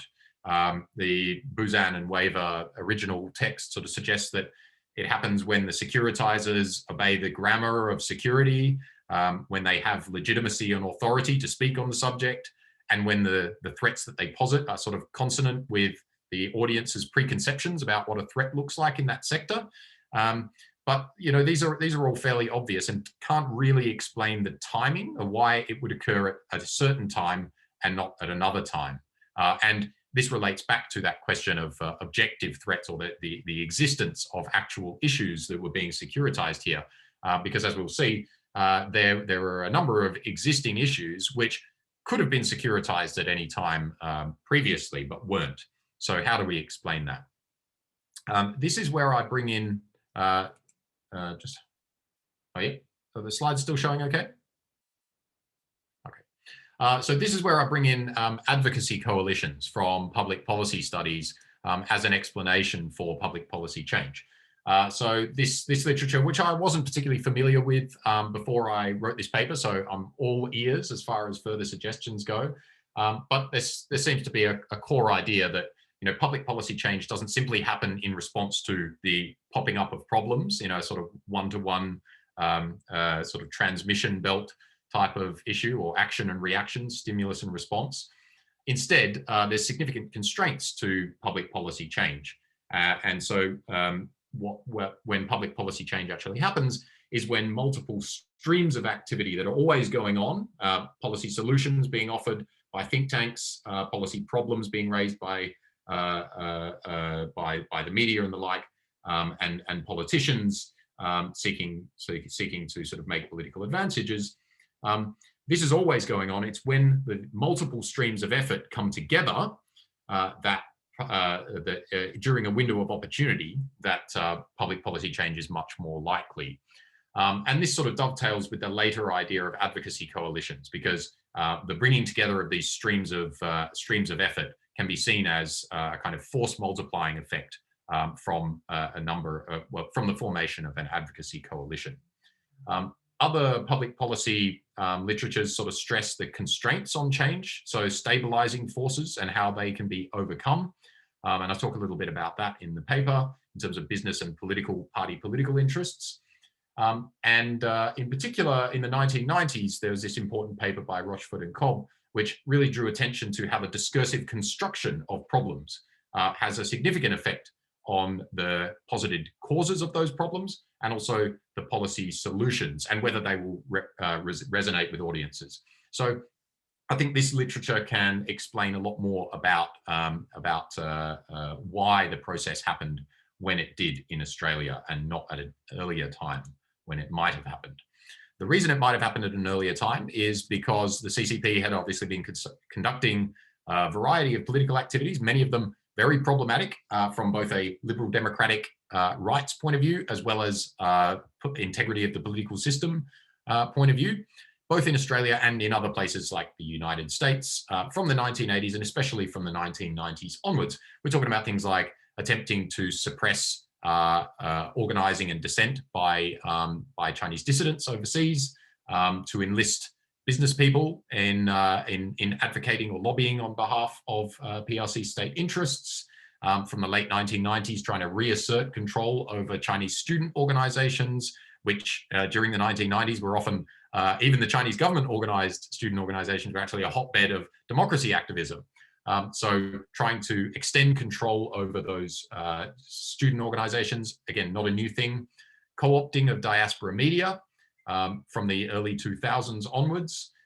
We saw state-organized counter-protests to defend the Olympic torch, quite famously in various different places around the world, including Australia and the US, and the regular appearance of pro-PRC crowds, counter-demonstrators to try to kind of drown out the Falun Gong protesters or Tibetan protesters trying to protest against the visits of Chinese state leaders, etc., etc., etc.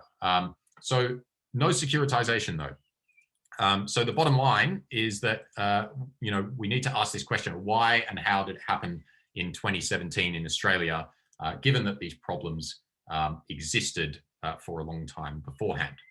And what I argue is that if we trace it back, what really marks the turning point is that we find this expansion of the coalition of securitizers, starting with security officials who were concerned about specific issues of espionage, political donations, United Front tactics, and attempts at suppressing dissent.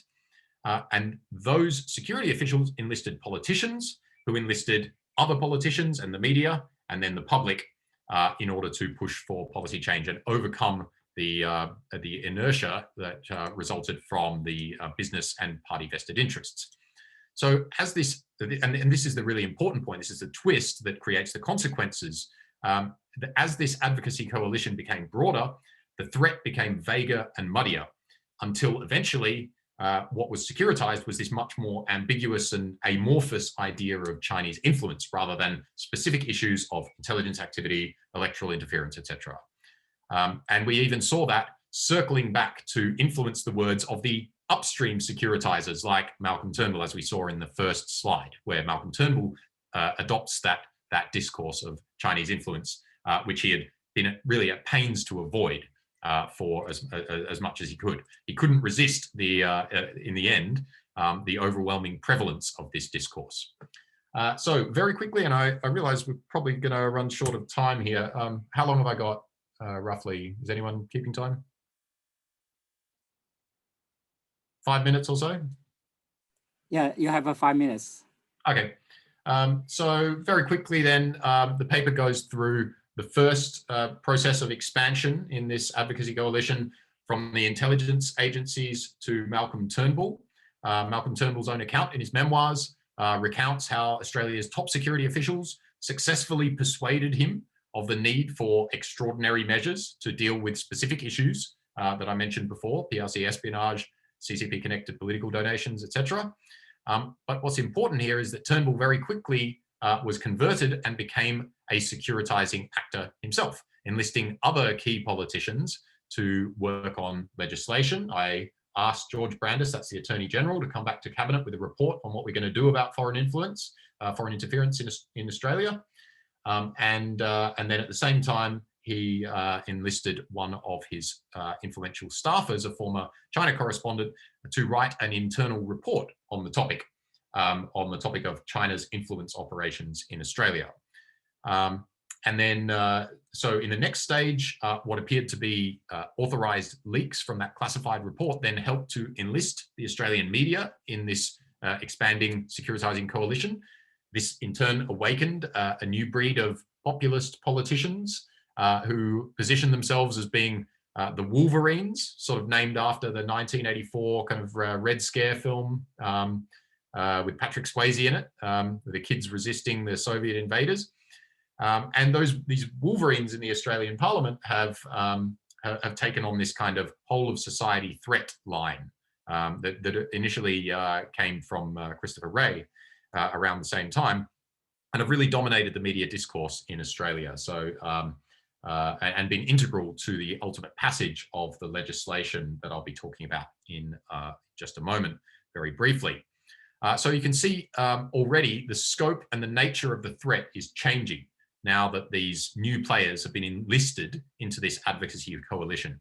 From initially PRC intelligence threatening Australia's sovereignty, or the sovereignty of the Australians, the integrity of the Australian state through those political donations, through to a Chinese threat to Australian identity. So we've got a spillover from the political sector into the societal sector, in which it's being talked about as a matter of Australian identity.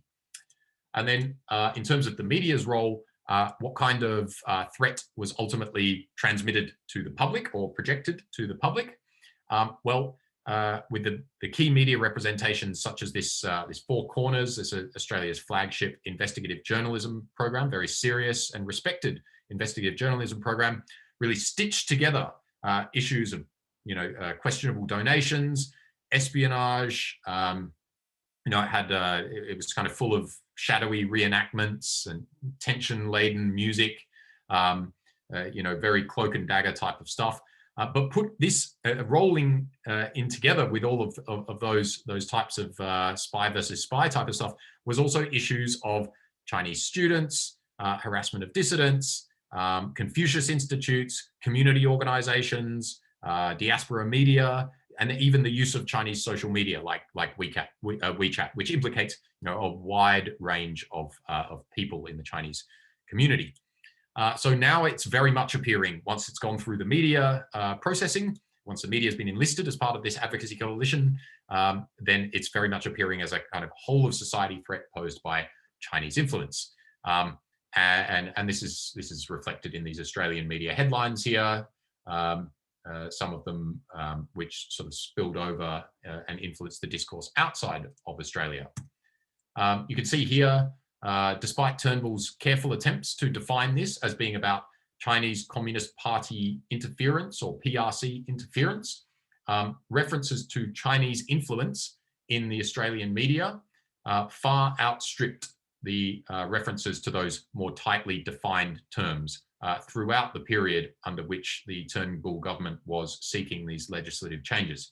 The blue bars indicate the number of mentions of Chinese influence in Australian media articles in the Factiva database, and the orange ones include a range of more precisely defined terms, and all of those add up to less than the mentions of Chinese influence. So again, Chinese influence basically defined this public policy discourse. Now, very quickly about the consequences. We saw rapid drafting and passage of this radical national security legislation that redefined the scope of national security in Australia to include Australia's political, military, or economic relations with any other country. So you can imagine when the scope of national security is that broad, the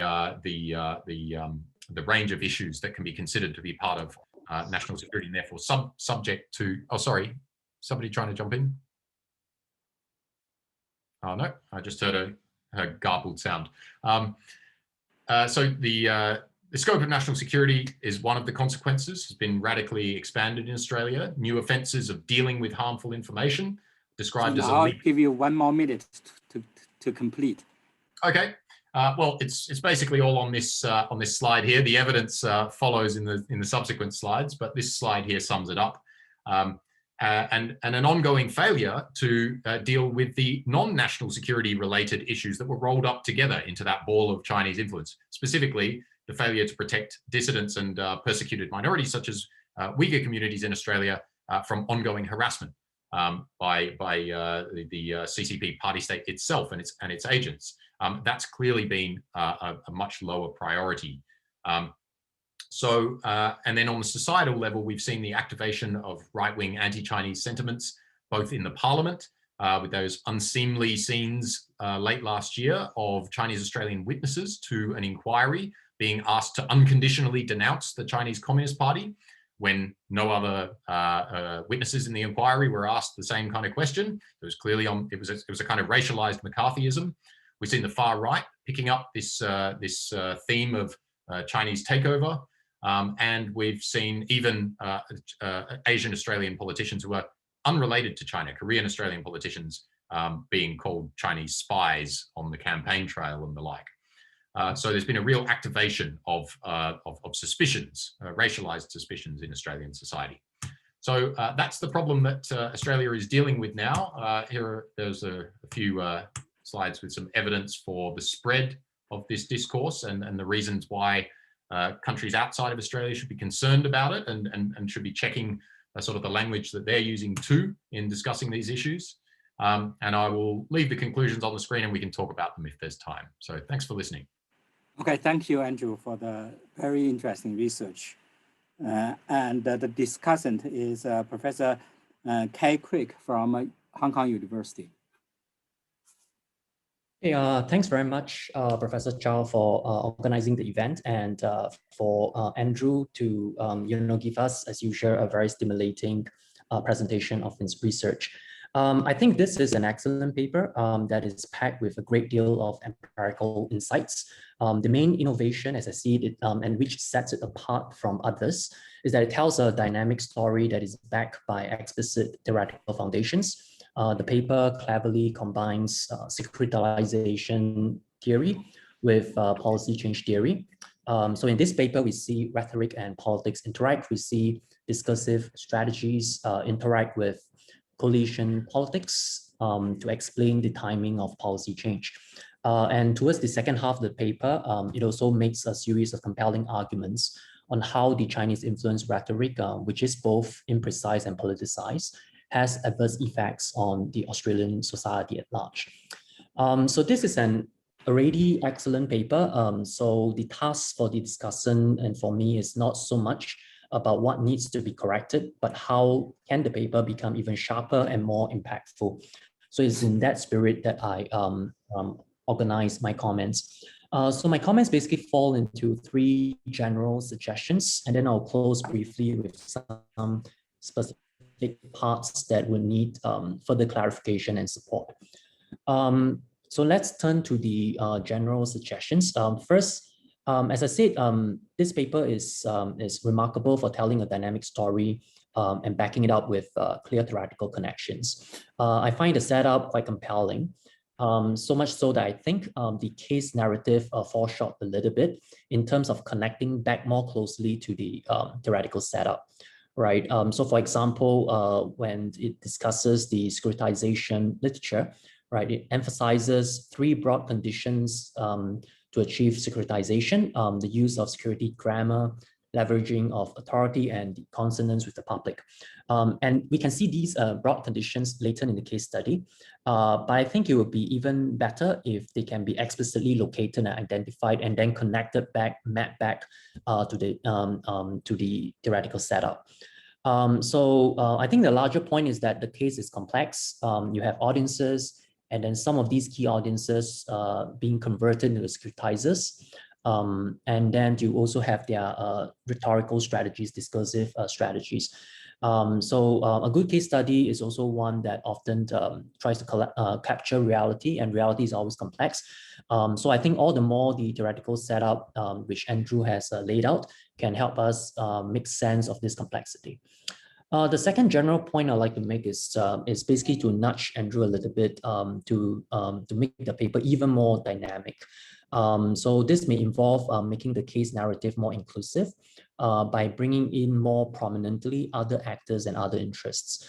I think the most obvious example is, in the beginning of the paper, I talk about, the original pro-China status quo interests that lead Australia towards a policy of accommodation with China before 2016. Right. So there are business interests, individual politicians' interests, legal experts, civil society organizations that don't support the national security legislation. Right. However, these opposing business and political interests don't quite get a voice in the case study. They seem to fade away in the background. So I would like to maybe nudge Andrew to perhaps tell us more about the other side. And when you put together, the interactive dimension, this will give us, the politics that make this entire narrative so exciting in the first place. The third part, and I'm not very sure about this third suggestion, because it will suggest a bit of reorientation or restructuring, and I think I'll leave it to to Andrew to decide whether this is something that he would like to pursue, and also in view of the space constraint that he might be facing as he tries to revise the paper. But I feel that this paper is quite ambitious in trying to tackle simultaneously both causes and processes of securitization, as well as the consequences of securitization. So in other words, there's quite a lot that is going on in one paper, which have the effect of diluting the theoretical focus of the paper.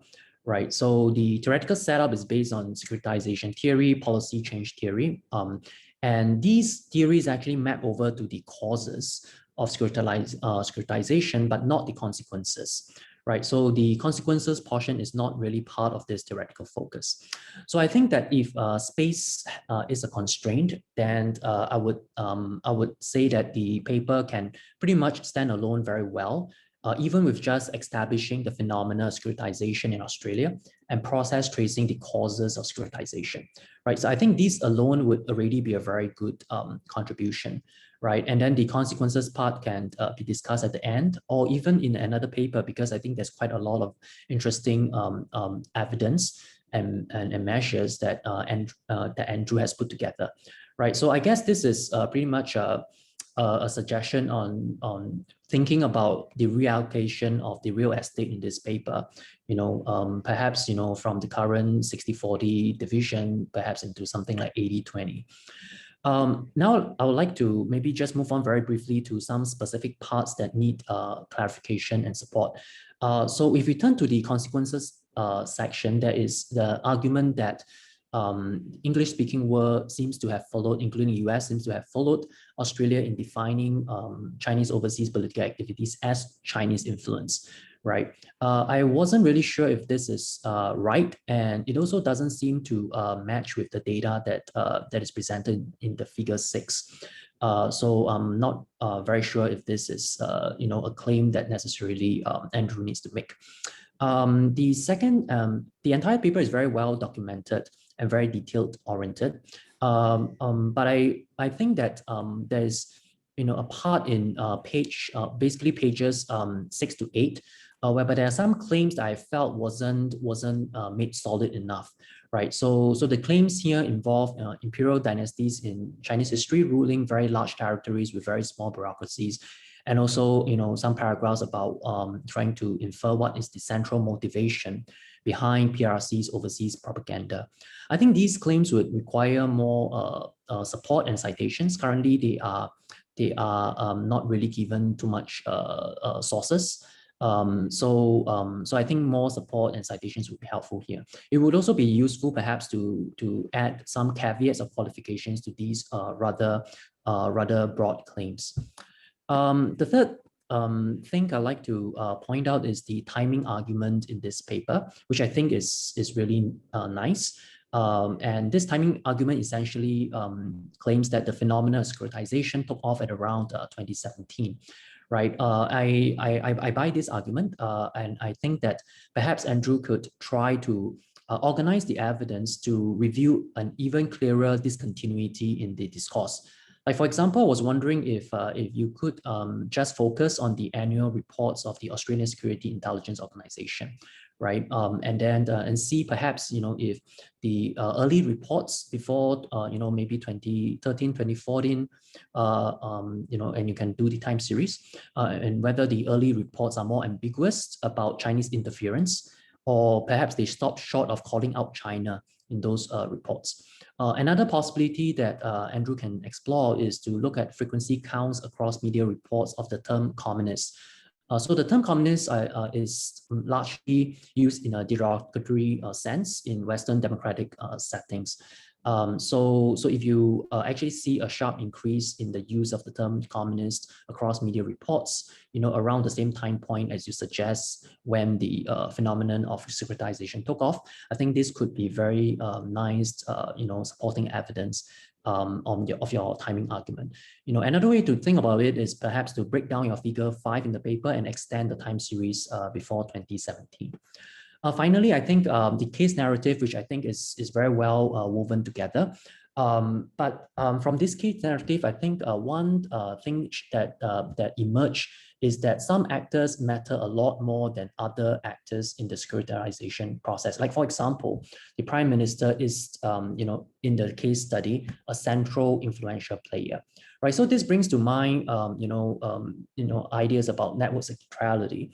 And so I was wondering whether you could perhaps think of using a simple network diagram that links together the actors and the influence on other actors to sort of, have an anchor on your overall or unification of your overall case narrative.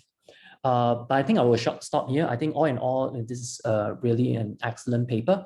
And my suggestions are really just suggestions. And, I will leave it to Andrew to decide where best to orientate, this project. Thanks.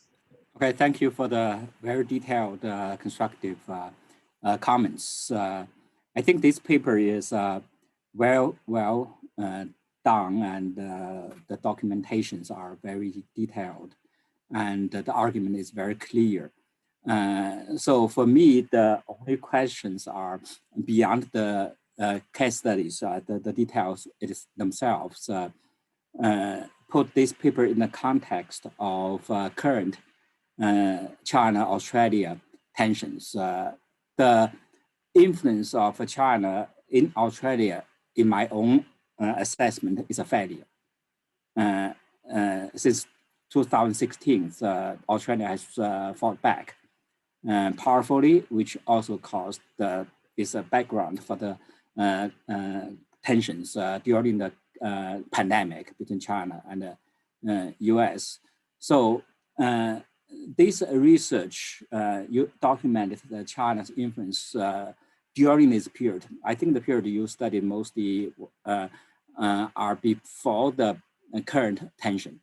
So you might want in the introduction and conclusion part to put this study of China's influence operation. In my own, as I said, is the failure of this operation in the context of how it's related to current China's responses to Australia, and also to Australia's policies toward China. So that's the only point I have for the audience, for the readers to read these interesting case studies. Okay, so the floor is open. We have 10 minutes about.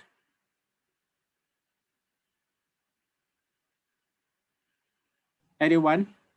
Professor Zhao, may I ask a question? Sure, please. So thank you. Andrew, it's a really fascinating read, and especially to see the changes in the paper since the last iteration. So it's a really great discussion. I just have sort of 3 very short questions.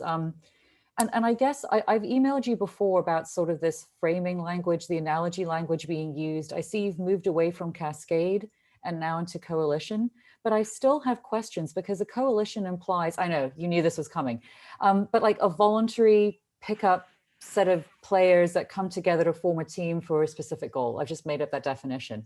But you talk about some very clear bureaucratic functions.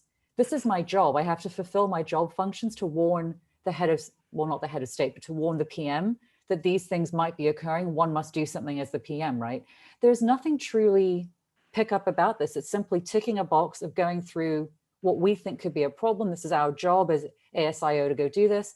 So again, I'm kind of curious about the coalition language.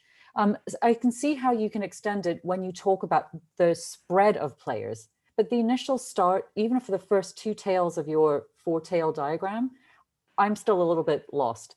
I know I've also emailed you about this, about the whole racist origin of the securitization theory. So even if that doesn't make it in this version, I still urge you to have at least a footnote recognizing this discussion, lest you get eaten alive by all of that securitization theory community, which they will come for you. And they will come for you. So we've had that discussion, so I'll leave that one there. But I guess the last real question, I really would be glad to hear your comment on this, because you were very clear at the start that the PRC line has been that this is all a figment of Australia's bad imagination, and there is no evidence for this occurring. None of this foreign interference is really real. But in part, the research shows that some of this foreign interference is not real in the way that they have described it to be so. There is this inherent tension in the Australian case as the story goes on. As you say, it gets muddier and more confused and less precise. So there is, I just would be very curious to hear you sort of expand the comments to that effect as this relates back to the official PRC line that there is no there. Thank you. And really a great paper. I'm really excited to see how this is developed. So thank you. And Kai, excellent comments. Thank you. Okay, where else? Have any comments? If not, Andrew, you have 2 minutes. All right, thank you, Professor Zhao, and thank you, Kai and Courtney, for those terrific comments. I won't go through them one by one because there are too many and they're really substantial. I will just pick out a couple that I can answer quickly. Firstly, the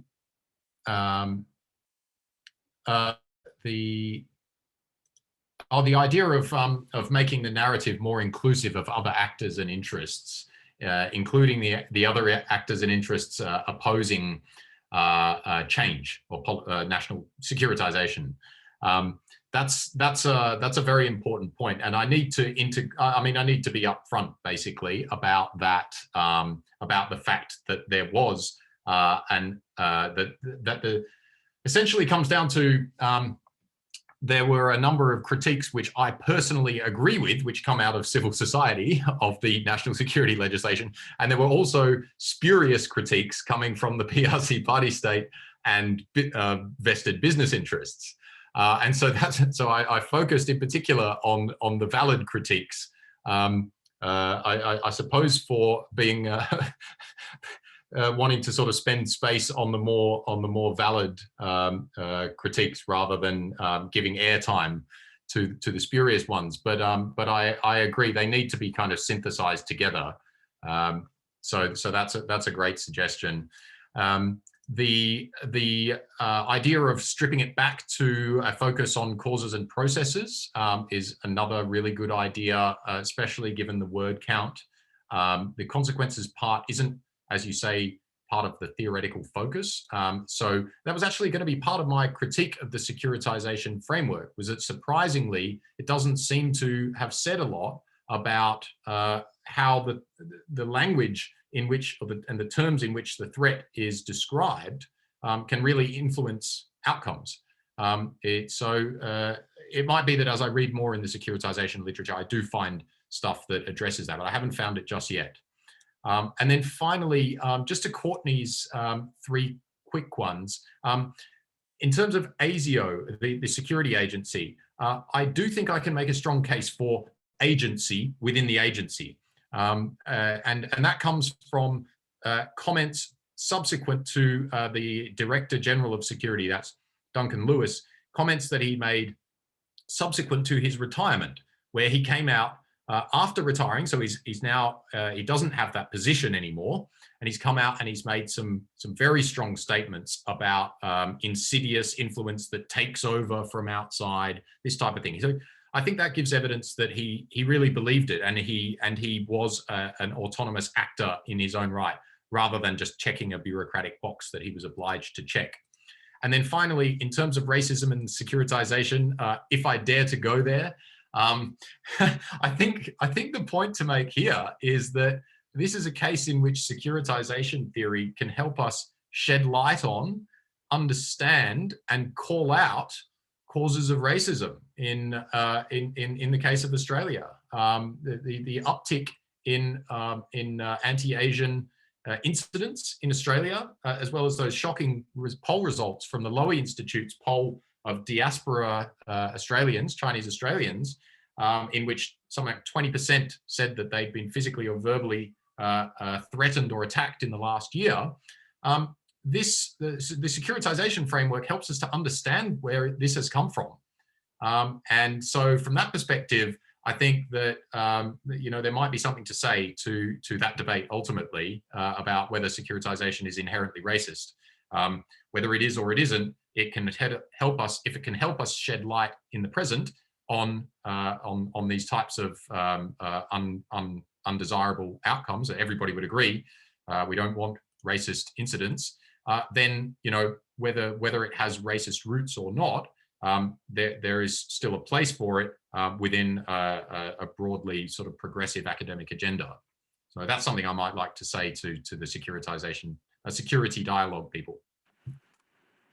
Okay, thank you for the responses, especially the last point. I found it's a really very important issue when talking about Australia-China relations and Australia's responses. And the final paper is in fact, an introduction to this issue and articles organized by the scholars from Hong Kong U. So the authors are Fall and Courtney Fong, Anzi Han, Kay Quick, and Austin Strange. So how do you plan to do this presentation among four of you?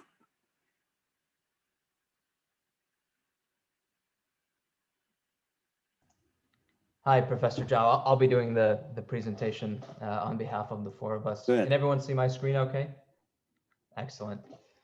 Professor Zhao, thanks again for putting this on, and thanks to the audience for not only being here, but for staying for the whole time and for still being here. This is, I guess before I begin, I should just clarify, just as Professor Zhao just mentioned, this is meant to be an introductory article to a special issue. So it's a little bit different than your standard working paper and presentation. What we're trying to do, we have a few different objectives. One of them is to take stock of what's already been said about the study of Chinese influence and try to push this agenda even further. So this is a very macro level objective. And to the extent possible, we're also hoping to, of course, engage with some of the themes that are present in the other three papers that were presented today as well. One more point before I jump in. This is absolutely a work in progress. So I'll try to stay on time so that we can simply collect as much feedback as possible. And Professor Zhao, you've got us back on track here. So I will try not to derail us by going over time here. So the working title is called The Evolution of Chinese International Influence. In the paper, we focus on what we term the three I's: intentionality, intermediaries, and institutions. And just to provide a quick roadmap of where this presentation is going, I'm going to start off with some general background that kind of motivates why we wanted to write this paper and how we approach this issue of Chinese influence. Then I'll talk about the three I's, again, intentionality, intermediaries, and institutions. And then I'll conclude with a couple of summary points and some next steps that we're working on. So as I think everyone here probably knows, there's a very large and growing literature on China's global influence. In our view, there are a few different strands of this influence. There are conceptual and framework building approaches. Evelyn Go's edited volume is a big part of that. There's a whole lot of literature that looks at trying to measure China's influence across a number of different domains in international relations. Some of these studies are qualitative and very case study heavy. And there's also a parallel set of studies that maybe even larger at this point that are quantitative studies that try to quantitatively analyze whether and how China is accumulating influence and whether or not China's growing material capabilities are being translated into political influence. That set of papers in particular is very kind of prominent in the study of international political economy. There's a whole lot of studies that look at whether or not, again, trade, investment, development finance, currency policy, so on and so forth can be used by Beijing as effective policy instruments. And I guess one other strand that I think is worth mentioning here is in particular in the field of IPE, international political economy, there's also a pretty large research agenda that looks at not only the Chinese government, but different sub-state Chinese economic actors and their role in this question of Chinese influence as well. So there's a whole lot more to be said about what has already been written on Chinese influence. For the purposes of being on time, I'm not going to go into it much further, but we try to pull out a few predominant themes in this literature and then try to respond to them in this draft paper. And the first of these themes is that we notice that a lot of the literature is very statist. It's very state focused, and there's a strong emphasis on influence-related behavior connected to government level actors and influence outcomes at kind of high government levels, i.e. China's government and a target government and policies of the host government or the target government that China would like to influence. And all of these trends, I would argue, are related. The second one is that much of the research is very influence wielder heavy, meaning that there's often a very strong focus on what China wants and what China is doing, but there's not always kind of a parallel emphasis on the agency of host societies. Many studies in this area, the study of China's global influence, also tend to assume either explicitly or implicitly that influence seeking is intentional and it is highly precisely targeted at either specific countries or specific policies of these countries. And then finally, and I think some of this has to do with some of the starting assumptions for looking at power and influence, a lot of this research finds itself in dyadic influence situations where there's a country A, i.e. China, and a country B, and the influence seeking and the potential influence accumulation is happening within this two country dyad. And not to be too cliche, but we essentially feel that these earlier approaches to the study of Chinese influence are very much justified and are natural and very reasonable starting points, but they're certainly not the whole picture when it comes to China's aggregate influence internationally and the evolution of that influence. And so I do think this picture of the iceberg here is a little bit misleading. If the portion of the iceberg that's above the surface refers to kind of approaches that we already have that are established for studying China's influence, I think that portion should be a lot bigger. There's been a lot of major progress made in this regard. But the point we try to make in this paper is that there is a lot going on under the surface that needs to be accounted for. And I think a lot of scholars don't quite appreciate just how large potentially that space is. So I'll explain what I mean by that in just a minute. But we think there are a couple of blind spots have emerged from this massive and growing literature on Chinese influence. The first one is that by emphasizing the role of China's government in influence seeking, this has effectively downplayed the role of other Chinese actors who are not the Chinese government, so either quasi or non-state actors. And so this idea of actor plurality is well noted in earlier research, but it often remains on the periphery, both in kind of conceptual and in empirical studies. The second area that we see as a bit of a blind spot, and similarly one that is recognized as a blind spot, is host country audiences. And so again, not just the aims and the behavior of China, but the reactions of influence targets or of hosts to influence seeking. And so again, we are not even close to being the first to suggest that these are important blind spots that need to be part of the equation. But even though there's an acknowledgement that both of these factors matter, a lot of research that is coming out tends to keep focusing on these very intentional state-centric channels.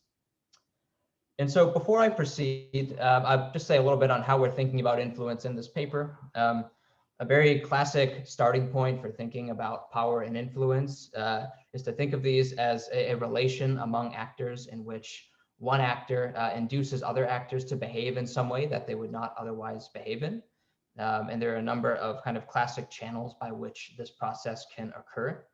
And when it comes to the study of China's global influence, again, a very influential piece of research in this area makes a few kind of assumptions about how one might study China's influence. One is to think of influence in terms of causal relations and having an intended act and an intended effect.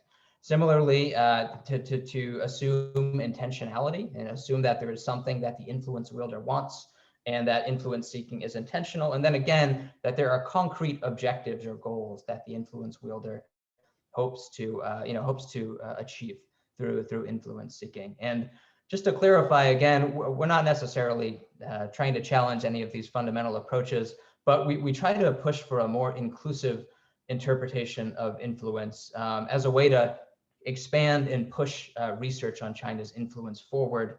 And what we mean by being inclusive is explicitly accounting for a larger plurality of Chinese actors or actors from the influence wielding state, for considering more systematically other scenarios beyond just dyadic state-to-state situations, and then also just emphasizing, as others have as well, that influence is a net concept. It can be gained or lost, and this depends heavily on the reactions of others, not just of the behavior of the influence wielder. So coming back to these three I's, I'll briefly unpack each of these. Before I do, I just want to point out one common denominator of these three I's, which is that each of them suggests that there are important influence processes and potential outcomes that are beyond the direct control of the Chinese government. And so while much of the literature up until this point has prioritized, I think very intuitively, again, kind of state-driven, proactive, intentional influence seeking, we're suggesting that there's a whole nother space that, while it's been acknowledged, it needs to be kind of unpacked more carefully.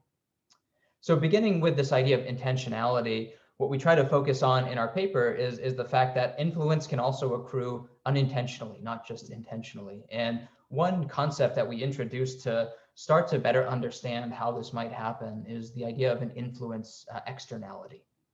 This is essentially a process in which you have a change in another state's policies or in foreign public opinion towards the influence wielding government that results from activities of state, quasi-state, or non-state actors that are not directed by the influence-seeking state. And so how do these externalities come about? One way in which they emerge is already very well covered in the literature, and it's simply the phenomenon of a principal agent problem. A classic example in China's foreign economic policy is the potential distance in terms of the identities and interests of Chinese state-owned enterprises and China's government.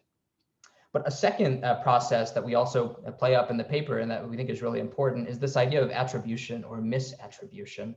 And so even if we assume that there is influence seeking going on by China's government, and there isn't this distance between different Chinese actors, there can still be misattribution that occurs within other countries in which non-state or quasi-state actors and their behavior gets credited or gets kind of attached to China's government, even if the behavior causing these reactions was not directed by the state. And so I guess an intuitive example would be to think about a private Chinese company who makes investments overseas that lead to either positive or negative economic or social or environmental or labor externalities, and having these be misattributed to either the aims or the behavior of China's government. A second element of this idea of an influence externality is this idea of spread, which is basically the extent to which the externality, once it occurs, is locally contained versus the extent to which it spreads either regionally to a national level or even an international level. And there are a number of mediums of transmission, a couple of which are narratives and memes. A very recent example that is already well covered in the literature. There's an excellent speech by Deborah Brodeghem on the debt trap diplomacy meme that came about from, really, it stemmed from one or two singular Chinese BRI projects that were then rolled into a transnational meme. So these are well known, but again, we think that by integrating this idea of externalities, we can start to kind of spread the space out and expand the empirical and conceptual area of inquiry. The second I is intermediaries, and specifically Chinese intermediaries. We essentially point out in the paper that especially in the area of China's foreign economic policy.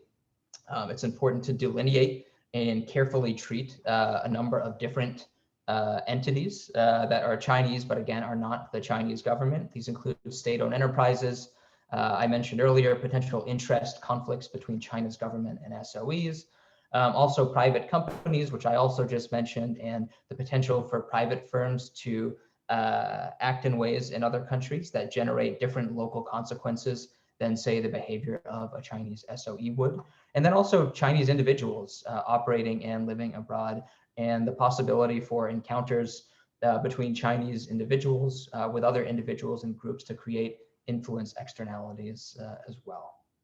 And then finally, the third I that we're putting forward is institutions. The intuition here is that influence, of course, it depends, as I mentioned earlier, on the degree of receptiveness of the target, not simply the amount of effort by the influence wielder. And of course, this degree of receptivity depends on host country institutions. And so we adapt a very standard definition of institutions in political science as being the rules of the game in a society. This game is played by political and economic and social actors. And institutions, of course, are crucial for our purposes as well, because they aggregate both material and non-material interests within a host country or within a target country. And they shape whether and how the behavior of different actors from the influence wielder. So both, for example, the Chinese government, but also these non-state actors that I mentioned, institutions condition whether and how the behavior of these actors are included in this kind of domestic aggregation of societal preferences within the host country. And so these are crucial, of course, for both state and for non-state influence mediums, as many others have pointed out, including a couple of the papers today.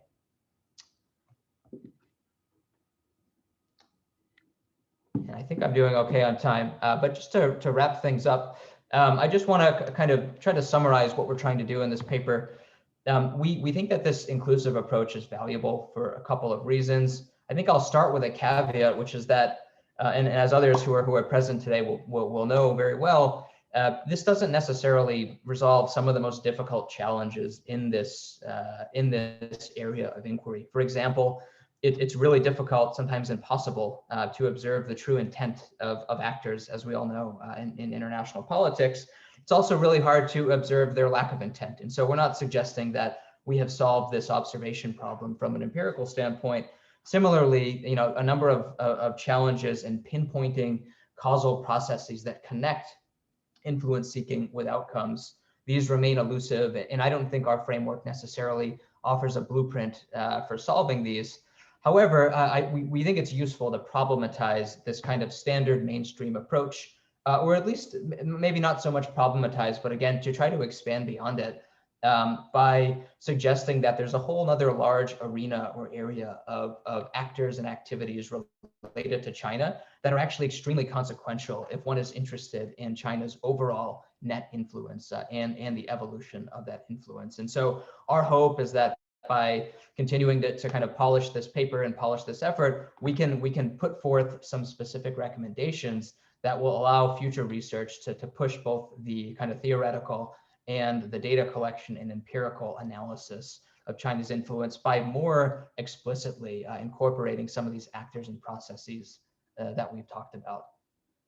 So I will stop there, and I should also say that my co-authors, of course, are present too, and so not only can they correct me if I've misspoken, but we all look forward to the Q&A as well.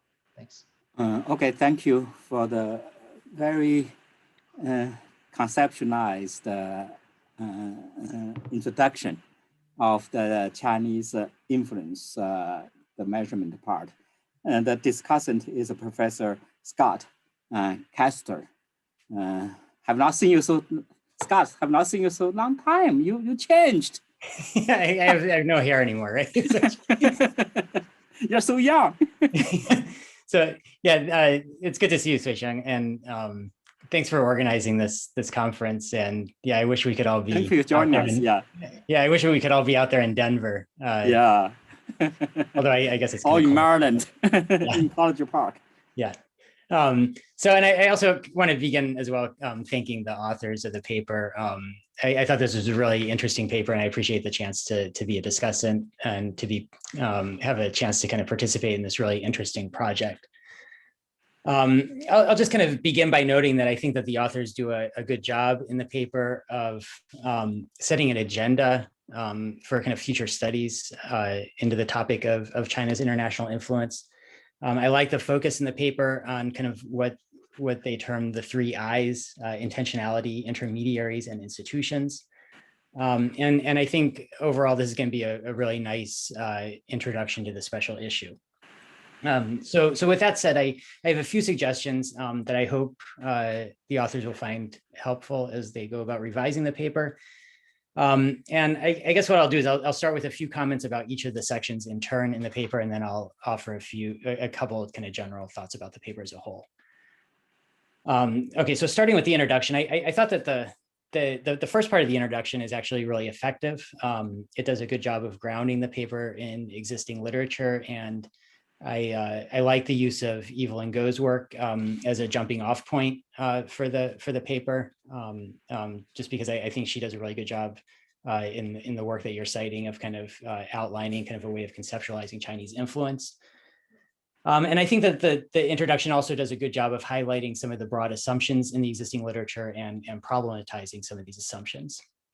But I do think that the last part of the introduction could more effectively lead into the rest of the paper.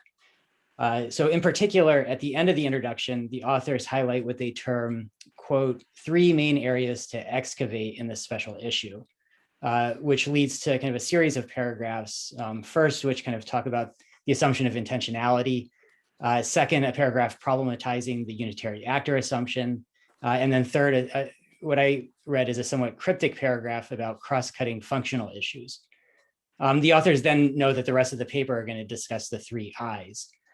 So I thought that this transition is somewhat abrupt, and I couldn't really understand where the discussion of cross-cutting functional issues comes from and how it fits into the three I's that are discussed in the remainder of the paper.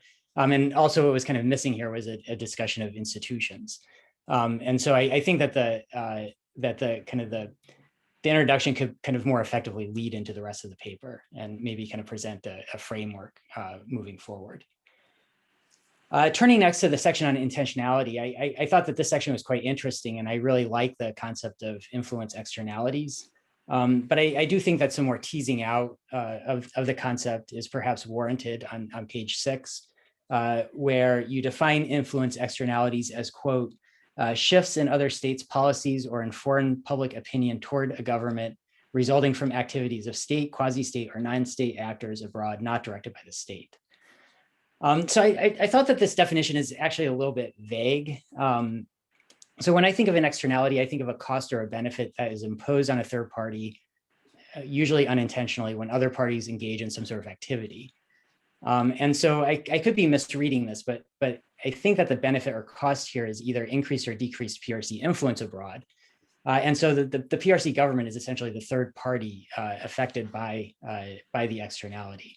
And so maybe a more precise definition, if I'm kind of getting the meaning of this right, would be something like increased or decreased Chinese influence over another country resulting from activities of state, quasi-state, or non-state actors abroad, not directed by the state.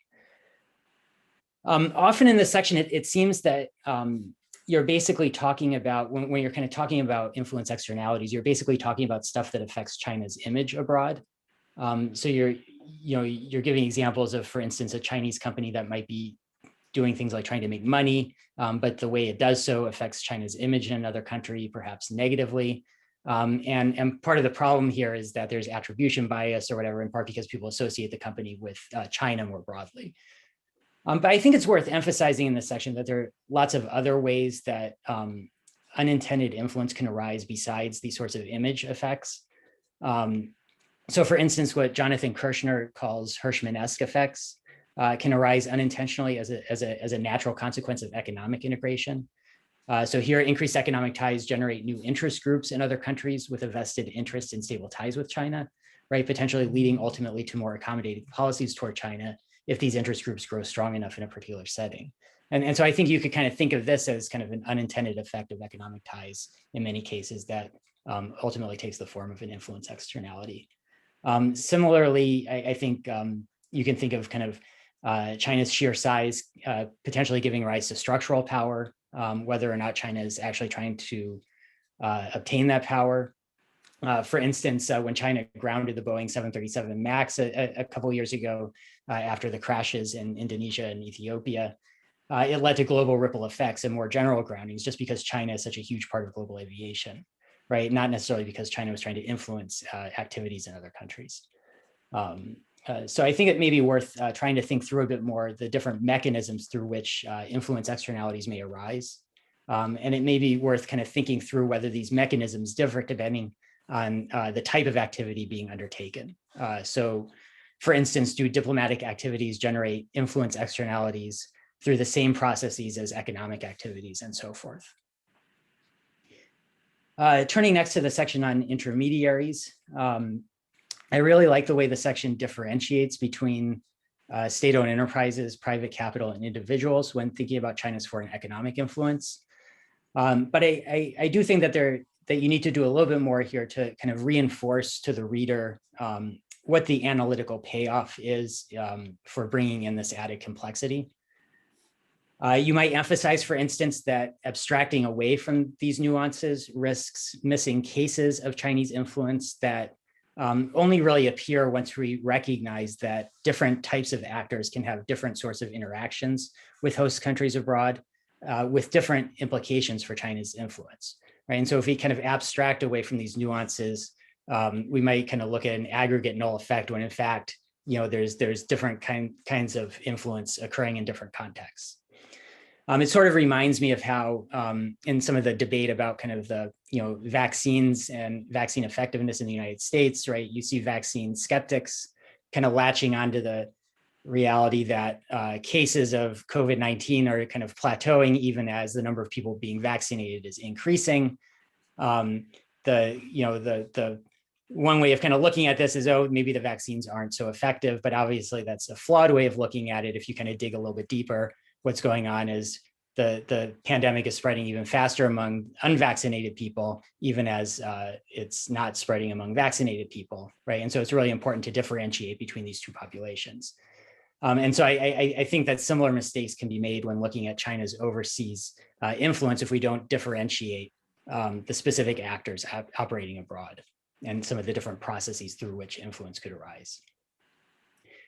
I think that section could also say a little bit more about the other side of the coin. So China's influence abroad is also not just at the state level in other countries, right, but often occurs via non-state actors in other countries. So for instance, some of the recent boycotts that we've seen haven't really been directed at states, but they've been directed often at private firms or organizations like the National Basketball Association. Some of China's recent sanctions, right, have kind of followed Western sanctions in targeting individuals rather than foreign states and so forth. So it may be worth highlighting that the influencee, if you will, is not always another state, but also can include a range of actors abroad. One last thought on this section, and I know it potentially this comment kind of threatens the alliteration that's in your title, but I wonder if intermediaries is the best word for what you're talking about here. So to me, it implies that China wants to achieve something with regard to some other country, but must work through intermediaries who may or may not have kind of be pursuing the same goals. But I don't really think that that's what you mean. The actors that you're talking about, whether private capital, individuals, or even state-owned enterprises, have their own agency and are much more than intermediaries between China and other countries. And you say as much when you write, quote, these actors, although some maintain different levels of association with the Chinese state, nonetheless have their own logic of actions, right? So I guess I'm not sure that I'd use the term intermediaries. And again, I know that might come with a trade-off if it kind of ruins the nice alliteration in the title of the article.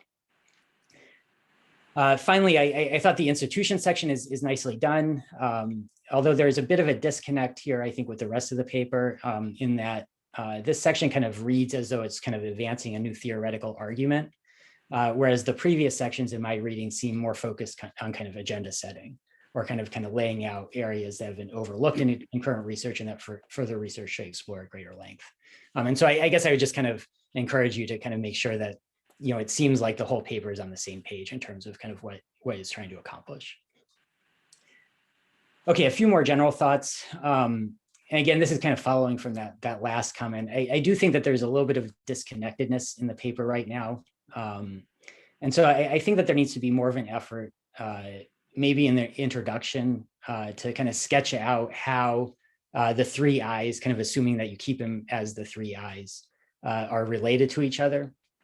So maybe you can kind of sketch this out as a three-stage process, right? Where scholars kind of looking at China's influence abroad should be careful to tease out kind of first, who the relevant actors are, second, what activities they are engaged in and with what specific goals, and third, how they interact with host country institutions. And so if you go this route, then, you know, it may make sense to kind of put the intermediary section actually ahead of the intentionality section. But in any event, I do think that it would be useful to kind of propose a stronger framework, kind of holding all this together, probably in the introduction. Second, I think that there also needs to be kind of a separate concluding section in the paper that kind of pulls everything together. Ideally, again, kind of showing how these three I's kind of interact with each other to produce outcomes, or at least summarizing a three-step approach. And here you could also kind of lead in more directly to the other papers in the special issue, ideally kind of showing how each of these papers address either all three components of the three I's, or at least kind of highlighting how you know, each of the papers kind of ties into at least some of these components.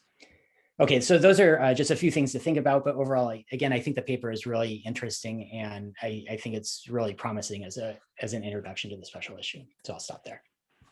Thank you. And I agree with all the comments from Scott. Let me add a little bit what I think the paper could be improved. And this paper is more kind of a conceptualization of the Chinese influence than empirical research, and also a summaries or introduction to the other three articles. So here, I think the paper could be expanded to include more empirical aspects and to incorporate the other three papers arguments or aspects into this paper. On the three I's, I really like the three I's, give people very clear framework of the issue of influence, but they are a little bit too narrowly focused to me. For example, intentionality. Here you talk most about the intended or unintended aspects. Here, for me, the intentionality is more about what China tries to accomplish, which could include both intentionally and unintended objectives.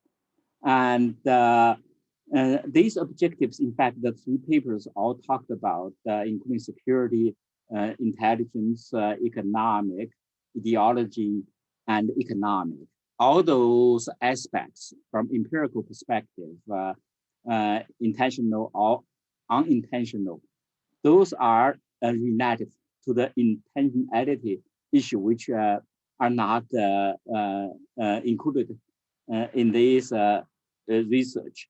In fact, for me, there are some big issues talking about China influence in the policy world, maybe not quite in theoretical academic research. That is what the Chinese try to accomplish in its expansion, all aspects, economic, security, and also in particular ideology. And people talk about new Cold War or not new Cold War. And Tom Christensen's article said China is not conduct the global ideological struggle for the soul of the world. That's the issue here. So China influence, is that the case here? I'll just try here. There is a related issue here, is a defensive versus offensive. If China just try to defend its so-called core national interests, including the ideological and China model, everything, not try to expand and try to compete, and just let the world accept, accommodate what China has. All China tries to influence other countries to accept China's way of economic operation and ideological operation. So I think this is issues related to the intentionality, which empirically and also from policy perspective should be included. Also discussed by the other three papers. Intermediaries, that I don't know if as Scott talked about, the term here is not very clear. When you talk about intermediaries, in my mind is that in the middle between China and the local the country, recipient countries. But here, what you talked about, the Chinese corporations, private or state-owned. So it's not quite intermediaries. It's some kind of agents of China's, through which China tries intentionally or unintentionally to influence other countries. But I don't have a better term for this. Another issue here you talk under this session is you talk mostly China economic influence corporations, which I think you should expand that much more. In the paper, talk about public diplomacy in the Philippines, which is not only an economic issue, although in this article, they talk both financial influence and other soft power, typical public policy influence people's opinions. So here, they are much more broad kind of agents in my mind, such as people now talking about the United Front Department and CCP's International Liaison Department, the party diplomacy, which tries to influence other countries' ideas. And also in Andrew's article, talked about the security part influence. So there are much more agents as intermediaries you might want to include in this part. On intuitions, when I saw this term, I thought was the intuitions of China, but you are talking about recipient, local environment. That is exactly the article of the Philippines talked about. The nationalism, locally, the political environment, economic environment, and political institutions, everything. So it's not simply using these intuitions. This concept could include well, but I don't know how to, what other terms I have.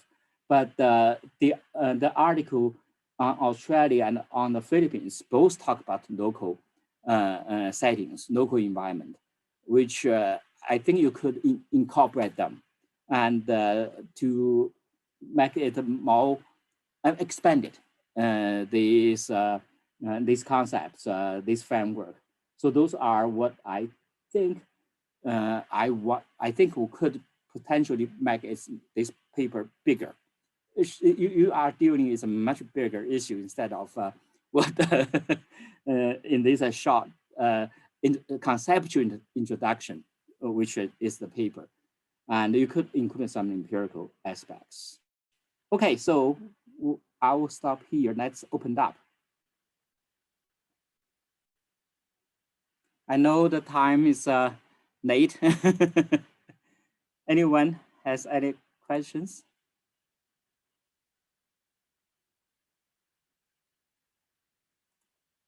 Nobody wants to jump in? I do have a question, Professor Zhao, but I can speak with the authors outside since we're pushed for time. Okay, good. Because in Hong Kong, in Asia, it's very late now, midnight. I understand. Okay, anyone? Okay, Austin, you have a couple minutes. Sure, I think I can use even less time than that. I know it's very late for folks, unless Courtney or Kai want to add anything. I just want to give a heartfelt thanks to Scott for engaging with the paper and taking the time to read through, and Professor Zhao, to you as well.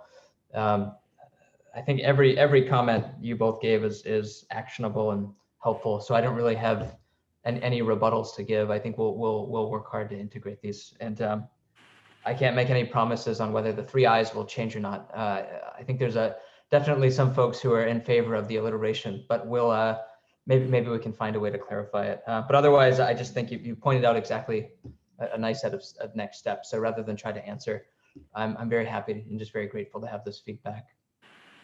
Oh, okay, so in that case, we will talk about the next step by email later on. This time, I don't want to take any more time. I want to take this opportunity to thank all paper presenters, especially those discussants who read those papers carefully and made very constructive comments. So it's late in Asia. You should go back to rest. And for those in Europe, is I think late afternoon now. And whatever. And I'll see you, in the future or anywhere. Thank you again for all those people who have participated and attended. Thank you. Thanks so much, Professor Zhao. Thanks, everyone. Thank you. Nice to see all these good